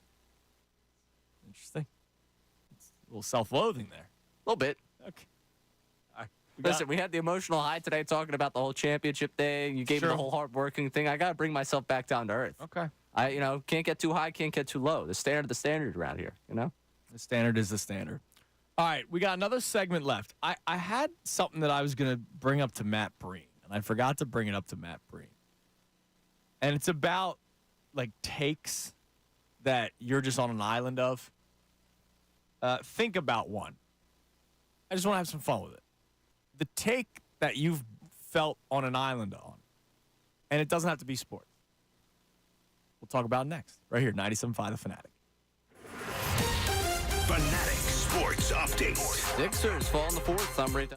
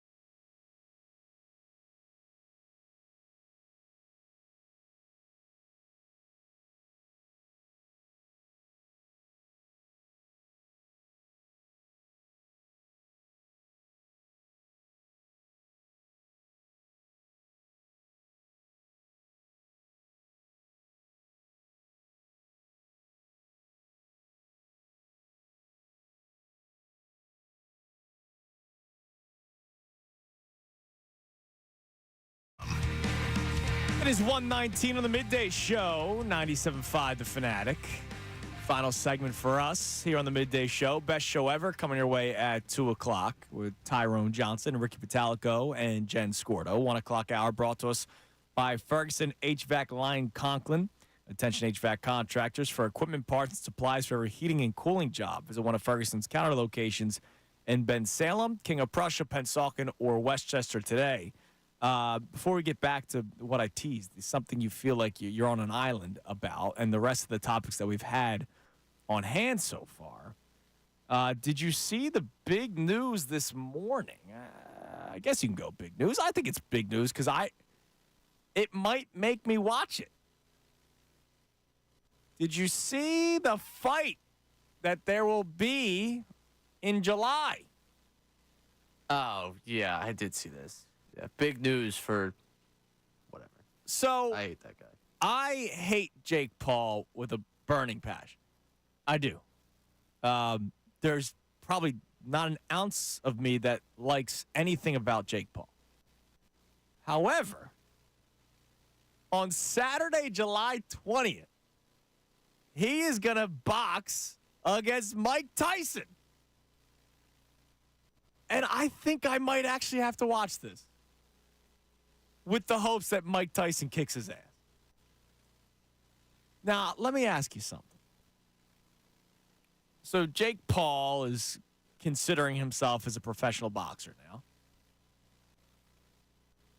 and is very proud of himself for winning. I don't think he's lost yet, right? He's won every single fight. Now, he's boxed like MMA guys, and the Mayweather one was weird. If he beats Tyson, do you take pride in beating a guy who's been retired for a while? If he loses to Tyson, does he do the whole, well, I lost to a Hall of Fame boxer? I don't know how Jake Paul wins other than the money that he gets, because that's ultimately what this is all about. He's getting a big bag for this one, I'm sure. But I'm going to watch hoping that Tyson knocks him out. Yeah, I'm hoping Tyson knocks him out. I will not watch. I will simply either consume the clip on Twitter of him being knocked out and, chuckle, or I will just not acknowledge that the fight ever happened. Because if Jake Paul somehow wins against a 57-year-old who's been out of it for quite a bit. For quite some time, yeah. Then I don't, I hate the guy. There is, we do, the whole sports hate versus, real life, despising someone. Yeah. This is not sports hate. I have not met the guy. I never have a desire to be anywhere within the same room You probably never as will the be, guy. yeah. I hope not. I hope I am never within the same, I honestly hope he's not ever in Philadelphia, because I'd be disgusted to be within city limits of him. I hate him. I despise him. I despise just about everything he's about. Tell me how you really And feel. I really, really will be pulling for Mike Tyson, or I will not acknowledge that this happens. That is the two things that come out of this. Let's go, Mike. Let's go, Mike. He still looks dangerous, by the way. The videos of him still in the ring, just working out. Still looks dangerous, Mike Tyson. I hope, again, go ahead. Go get him. Oh, Mike. I'm rooting for Mike. The Paul brothers and the just absolute, I'm trying to use words here that I can use here, disgust and just the way they have seeped into our society and have just become a thing make me more and more frustrated with how we exist day to day in this world with every second. They are the worst. He is the worst. And I wish nothing but the worst as it comes to Jake Paul and the crew. All right. I like that. I like that, right? I like the passion there. Yeah. All right, another thing. So, Sports Illustrated has an article. I think this is old. Yeah, it is. It's 6 days old, but John Clark's just tweeting it out. We haven't really talked much about it. The jersey thing with Fanatics in Major League Baseball. The quotes are great. Matt Strom says, quote, I feel like we can tell them the sky is blue and they'd figure out a way to tell us it's not. And then Nick Cassiano says, quote, the problem is that lawyers and businessmen think us young athletes are stupid. So they just tell us whatever and they expect us to believe it. And that's kind of unfortunate because it's not that we're stupid. We just didn't go to law school and don't know how to negotiate business deals. That doesn't mean that we're not intelligent. We know when we're being lied to. Just say straight up, listen, we wanted to save some money here. This is how much we're saving with this quality of uniform. An old uniform and the old stitching costs us this much, and we're saving this amount of money. So the jersey thing, I like, is this just going to go away at some point? Because it doesn't look like it's going to change. I know Michael Rubin spoke about it and said they're trying to fix things, but like, I don't know what's going to change. Did he say they're trying to fix things? I thought I saw that. Kind of felt like he was doubling down on it. Oh, was he? Okay. Like, oh, we're doing everything. We've done everything we can. We're following what they told us. Kind of felt like he was just kind of covering his rear end while his jerseys don't cover anyone's. Yeah, it's a mess, right? Like these things are, and it was weird. Like you could tell in person. I wasn't looking at the rear ends. I was talking about the jersey names. It looks weird. Oh, all of it's a disaster. All of it's bad. Like weird. You had one of these two problems at spring training, it would be an issue. Having both of these is not great. No. I mean, I would venture to say bad, actually, with the way this is going. The jerseys, I mean, if we're talking strictly uniforms and what they're wearing, like just the names and numbers on the back, it looks, minor league feels like a compliment to what they look like. It looks like serious, like, indie league team put together at the end of, the spring that just needed to get jerseys out there on the field for the first month of the season. Or your local travel team that, rush ordered something and tried to get something going. Like, it's awful. It's horrid.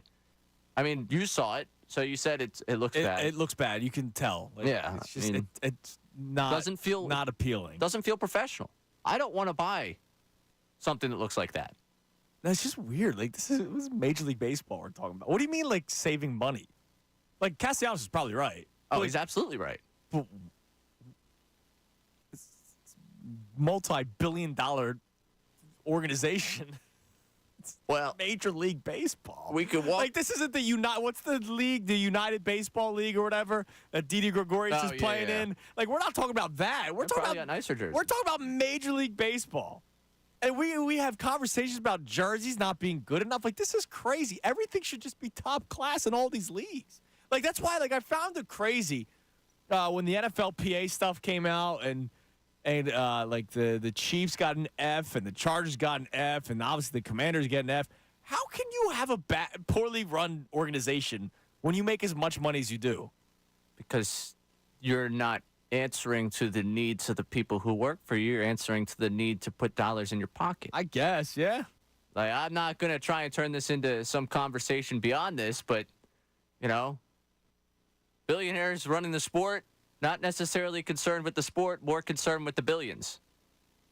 Like, that to me is kind of where it goes to. Like, oh, here's a place we could cut corners, and this is where we can not spend money so we can make more money. You know what? You want to make all your monies. And that's part of the reason why when it comes to, talking about players and contracts and everyone gets mad with, this much money, that much money. Like, ultimately, those owners are making their money and they're going to continue to find ways. Okay, we got to, increase what we're investing here. Well, guess what? Something else is going to suffer. And right now, it seems like the jerseys are what's going to suffer because they're going to make their money regardless. You think a kid's not going to ask for a jersey because of the way it looks? No, you're right. They want to rep the player's name. Right, of their favorite player. Yeah, you're right.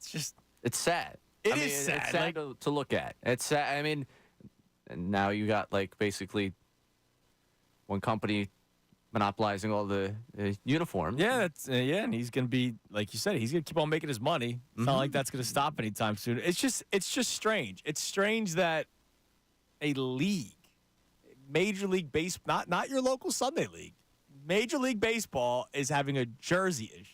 Do you have, like, a Sunday League jersey? Or do you guys just kind of wear whatever? I bought a T-shirt. Okay. I play for – it felt weird. I play for the Deptford Royals. So we just wear the Royals gear, which is weird. Why? Because I'm repping not. Well, it's not like you're the Deptford Mets. No, that's a good point. But some guys bought the jersey. I just bought the T-shirt. No name on the back. Yeah, I mean that feels like the investment I would have. I'd play it Heyday. I just get the Heyday shirt. Right. That's why. So we don't have like the jersey. Honestly, I might argue the Heyday is shirt better. Is better nicer than what you're getting from Major League Baseball right now. Listen, mine feels comfortable. Fits nice.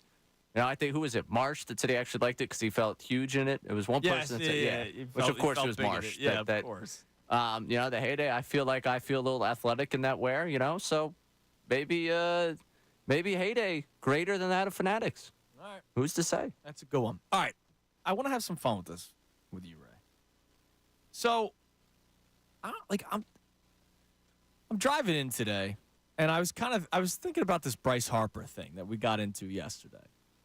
And I know I'm not on an island with the Bryce Harper thing, but it was just one of those things, like in the middle of the conversation, your response to it, you told me about how everyone reacted to it last week, and I just almost felt like I was on an island when I was like, wait, really? Like this, people are anti-Bryce Harper trying to get an extension. What is something that you feel like you're on an island about? And it could be something you said in the past or something you've said recently where you realize that you're on an island. Like, I mean, where do I begin with the food conversation? I have a million of those takes. You exist. You eat alone on an island. Like, hold on, let me run something by you. I love, and you can ask my wife, I love the runny hotel scrambled egg from the buffet. Love it, dude. I actually don't know if you're on that much of an island. Okay, so I'm not alone there. So when I was on vacation, we stayed at a Sandals. Every morning, Christy would go to the order your egg line. Omelet, over easy, whatever. I went right to the scrambled egg, big scoop. And it's wet. Like, I don't know if it's fully cooked. I don't know. I don't know what the deal is. But you get what I'm saying? Like, every single hotel scrambled egg buffet, it's just, I don't know. The texture's there. It's moist. Like, it's a little different, Seeping? Like, I don't know. I don't know how else to explain it. But I love it, dude. Yes. I love it wet. Why? What's so funny? I'm talking about eggs here. I know you are. I know. But I just need to do a reading of the time right now. I wanted to make sure that, we're all timed up rightly. Yeah, I feel like I'm on an island when it comes to that, but apparently I'm not, because you say that you enjoy it too. Yes, I do. I do enjoy it too. I've become a fan of the hotel eggs, I think, more and more over the last, 2 years as the travel's increased. I'm like, you know what? These hotel eggs, it's delicious. It's convenient. I don't mind the taste. And as I continue to I can make the case taste better. I can't, but I'm willing to walk with you on this one so far. Okay. You know what? It's not the worst thing in the world. I like it. I'm a fan. I think you would be on the island if you said it was better. But I could have. Look, I did spent decent money to go to this place, right? Right. You guys know it's not a cheap thing. That's why it took me 2 years to pay this thing off. I probably should have gotten the omelets and all this kind of stuff because I paid. But no, I liked it. I like the hotel scrambled egg. Well, there's been one place we've stayed that did the omelet station. Okay. It was in New Orleans. Your favorite place? Yes, and it was the morning after. It was the morning of the game, so it was the morning after, the night in New Orleans. And I'll be honest with you, there was nothing I wanted more than just the nice wet scrambled eggs. It's a quality item. Yeah. All right, so what is something that you feel like you're on an island? So I'm also going to try out a food take on you here. Okay. And I think this will be an island because I don't think you'll agree with me at all, but I'm worried. I'm not worried. I'm interested to see if someone out there agrees. My favorite Wawa item is the grilled veggies quesadilla. And I've been told that's incredibly strange. That's wrong. Well, why is that strange? Because apparently no one else even thinks Like I've been told that no one I spend time with actually has ever ordered it, one, or thinks to get it. And to call it my favorite is an insult to the rest of what they have to offer. I think I've definitely had it, during Lent, Fridays, Right. the no meat thing. Correct. So I've definitely had it before. It's not my favorite. I probably wouldn't even put it close to the top of my favorite items. It's but- my favorite, and it's starting to run away, actually. Really? Yeah. It's I a don't know. runaway favorite? Yeah, it's just really good. I just really enjoy it. It's the where I think I'm on an island there. I'm glad that both of our minds went to food for this, but mine, yeah, the grilled veggies quesadilla you get ordering through the little board is my favorite Wawa item. Okay. Well, I would love to. Is there anything that you feel like you're on an island on? You can call in at 610-632-0975, or you could tweet us. Now, speaking of Twitter, I just saw some NFL news. Not big, but I'm confused. Jonnu Smith just signed a 2-year deal with the Dolphins. Why? How is he allowed? His free agency doesn't begin until the 13th. We haven't even reached. We had the deal we haven't even reached legal tampering yet. with Ertz yesterday. Yeah, like what is this? Is this perspective will be signing, and it's just already out there? Well, I guess they get Or rules for different players? Yeah, I think it's rules for different players. Is the way that one rolls. Okay. Speaking of Ertz, all right, thank you for reminding me. Yeah, of course. That's another thing I was going to bring up in terms of this. I know I'm not on an island when it comes to this one. Why do people care that he's going to the Commanders? Like the fact that it's in division. I just feel bad that he's at the Commanders. Like when we were on the air yesterday and it comes out that Zach Ertz is signing a 1-year deal, $5 million with the Washington Commanders. My first thought was, damn, that sucks for him. My first thought was not, how dare he go to the Commanders? Like when Jason Peters signed the deal with the Cowboys, I felt bad that he was just still playing. Not the fact that he went to the Cowboys, just the fact that he was still in the league. Sometimes I just feel bad that these guys are still playing. Like we talked about Jason Kelce. We discussed this yesterday when Ertz signed. Like Jason Kelce got to go out on top with the team he always played with. Brandon Graham will be signing eventually a 1-year deal with the Eagles this year and will go out playing for the Philadelphia Eagles. I feel more bad that he's with the Commanders because that tells me there might not have been many other opportunities for a guy that won a Super Bowl in this league. I forget, so you'll have to remind me. Were you team Seinert's back when we had that conversation? No. Okay. No, I wasn't team sign Ertz. I was team it's not going to happen because he didn't play special teams. I think the only issue I take with it is the people who were sign Ertz and now the people like it doesn't matter. Because I think if you thought he was impactful enough to bring him in, then you should be bothered by the fact he's going to someone in your division. Personally, I didn't want to bring him in. And honestly, I don't even know if it was lack of opportunities. $5 billion for him seems like the best offer he could potentially get. Yeah, probably. So, he's on the Commanders. And I know people are bothered by it. Like, oh, my God, how dare he go? And I know it's not the Cowboys and for some of us the Giants, but, like, it's still a division team. People are bothered by it. And I guess the Commanders, I know for my lifetime, they've just been perennial lurkers. Like, that's legitimately, what I used to describe them. They are the team that if there's a down year in the division, they'll win. They'll win 9 games. They'll win the division. Yeah. That's been their role for just my entire lifetime. Or even if they're not winning, they'll fight the Eagles hard. Right. Saw it last year twice. Yeah. They'll lurk around in a game. They might win one against you. You're going to be livid about. Lurker is the word that I would use to describe that team for my entire life. I know for other people, your experience is, back when they were an organization that was good. And I don't mean to, date you and make you feel old by saying that, but I think if did you have that experience? No. No, I was going to say, I'm not trying to make you feel old. I already asked you about turning 30 this show, so I covered those bases. So if you remember them being a competitive organization, maybe it bothers you.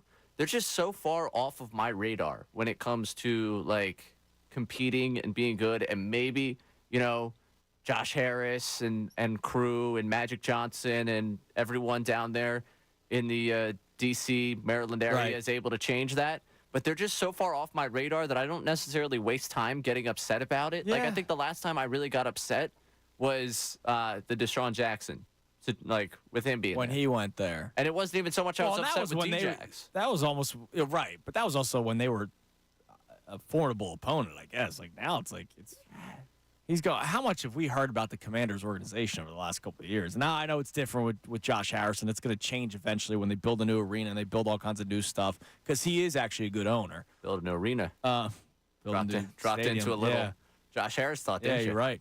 When they build a new stadium and everything, and that's going to change. But right now, it's just such a Shrek organization that I just feel more bad that Zach Ertz is there than how dare he go there. All right, before we discuss the stuff that we had on the show all day today, a couple of things on social media about feeling on an island. And Joel Perez checks in. He says, I know I'm on an island. Well, we have at least one person on that island with you, our man Jay. He's not on the Jason Kelsey hype train. He says, he's a legend. I respect him, but he's just not on the Jason Kelsey hype train. So was Monday too much for Joel? Because there were people complaining about how long the press conference took for him to actually get the words out. I had no problem with it. The guy was emotional. And then Tristan checks in with just an all-time terrible take. He's pro Peep and candy corn, which you don't exist. You're not real, Tristan. I know I've met you before, but I don't think I'm speaking to a human now. Yeah, this is a tough take. He's a plant at this point. He's an industry plant. He's keeping the Peeps and the candy corn in business. And honestly, that's stopping us. Keeping them in business is stopping us from the next innovation in candy. So stop. There's new candies all the time. No, but it's stopping us from getting, because could you imagine, instead of taking the time it takes to do whatever they do to process that, to create that, we just took that time to try and find the next great candy. It's a good point. I thank Tyrone all the time back there for the fact that he's introduced me to a million new different candies. Yeah. Every day they come in with something new. And very gracious. I now have a wider variety of selection for what I get for candy. Now think about all of the wonderful things that we get to try out in the back. Yeah. And if we just got a chance to try even more, they tried to innovate even more on top of that. We would be in a wonderful world. You would be upset every day because you would be, eating just about every single bit of that candy. And we would be, again, in just such a better place. But instead, we're living in a world where people like Tristan are trying to prop up the Peeps and prop up the candy corn. And it's disappointing. It's a total disappointment. Unbelievable. All right, so here's what we talked about today. Got about 10 minutes left in the program. So the first thing we started discussing was what makes you love a Philadelphia athlete? What is it when you think of your favorite player all time? You sit back, you think about your favorite player. What is it that makes you love them? And I started that conversation because we had Jason Kelsey's retirement on Monday, and it was such a big deal that I'm still trying to spin some topics off of it. And I thought about our love affair with Jason Kelsey, and it's kind of easy as to why we love Jason Kelsey.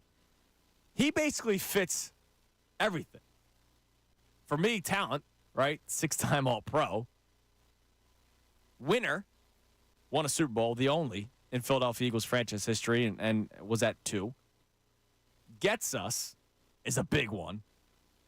Effort is a big one. Wanting to be here is a big one. He's got the shore house and everything. He basically hits all 5 of them. So what is it that makes you love a Philadelphia athlete? What's the number one reason? When I think of Philadelphia athletes, I think of talent and grit, and that's what Ricky Pitalico has. That's why Ricky Pitalico is number 1 on my list. It's Jimmy Rollins and then Ricky Bo. That's 1 and 2 for me. Ricky's in here yelling at me, asking about if I had a late night. He's trying to make sure that I'm okay after the championship. Well, he did have a late night. I do appreciate Ricky Bo looking out for me. You definitely had a late night, and that's a good thing. But yeah, top Philadelphia athletes, you got to think about the effort of Ricky Pitalico. Yeah, of course, you have to. Yeah, you got to think about it. But I wanted to come down to maybe the sole reason, and it looks like the sole reason for people is effort.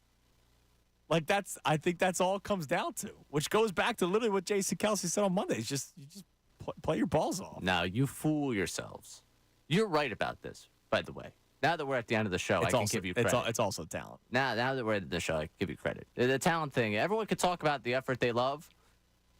The guy that hits, 200, but gives, he's got so much effort. Now, he's got to have some talent with him to get the effort. You like the guy that has talent and then goes above and beyond to get, I think whoever it said, get the most out of the talent they've been given. That's it for you. Right. You know, a guy that gave a lot of effort and people were like kind of couldn't wait for him to be gone, and he was here for a cup of coffee. Dwight Howard gave all the effort in the world, but he picked up 3 fouls in like 2 minutes. Right. Dwight Howard is one of those guys where, yeah, he put a lot of effort in, but because he wasn't the most talented player, people didn't like him. So I think it's talent and effort, and not just effort, which is what everybody. Oh man, he's got good heart. Heart's a big one for a lot of people. Yeah. That's all under the same umbrella: effort, heart, grit. We heard the word grit a few times today. But if they're not talented, they're not going down as your favorite. Like it's got to be. It's got to be. It's got to be talent. Sickos.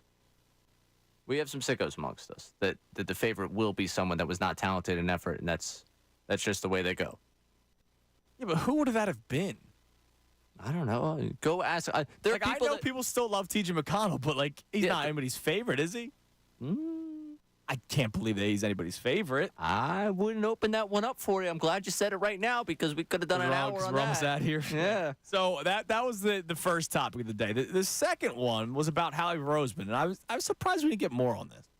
So Howie Roseman is a hot button topic in this city, and Howie Roseman has already been on the record about him being aggressive this offseason, and he already has been with the players that he's moved on from. Right? Avonte Maddox was an aggressive move, a guy that's very talented, but he's just hurt all the time. So he decided to move on from him instead of giving him another shot with the understanding that maybe they could rework something, but it's an aggressive move. So Howie Roseman is telling us he's going to be aggressive. He admitted twice now that he did not pay attention to the defense last offseason. And part of the reason why you collapsed, other than issues in the locker room, was your defense was so bad. So we expect Howie Roseman to do some big things this offseason. What if they just don't work out? My question for you guys that I had today was, how important is this offseason for Howie Roseman for the public backing of Philadelphia? For us to back him? Because he's been, we love him, fire him. We love him, fire him, right? It changes almost every 2 years. If he has a bad offseason, where are we at now? I think we're all kind of under the same belief that he is going to be aggressive and he will do a good job because he has shown that he can. But if he doesn't, are we going to once again, flip that quick switch and all of a sudden it's going to be fire Howie again? So that was topic number 2. And then the third thing that we really got into, this one was the one that really created the most conversation, was the Chauncey Gardner-Johnson thing. So I know you have the poll running through the show tomorrow as well, but we asked the question. Knowing what Chauncey Gardner-Johnson said about the fans on his way out the door last year, would you want him back with the Eagles?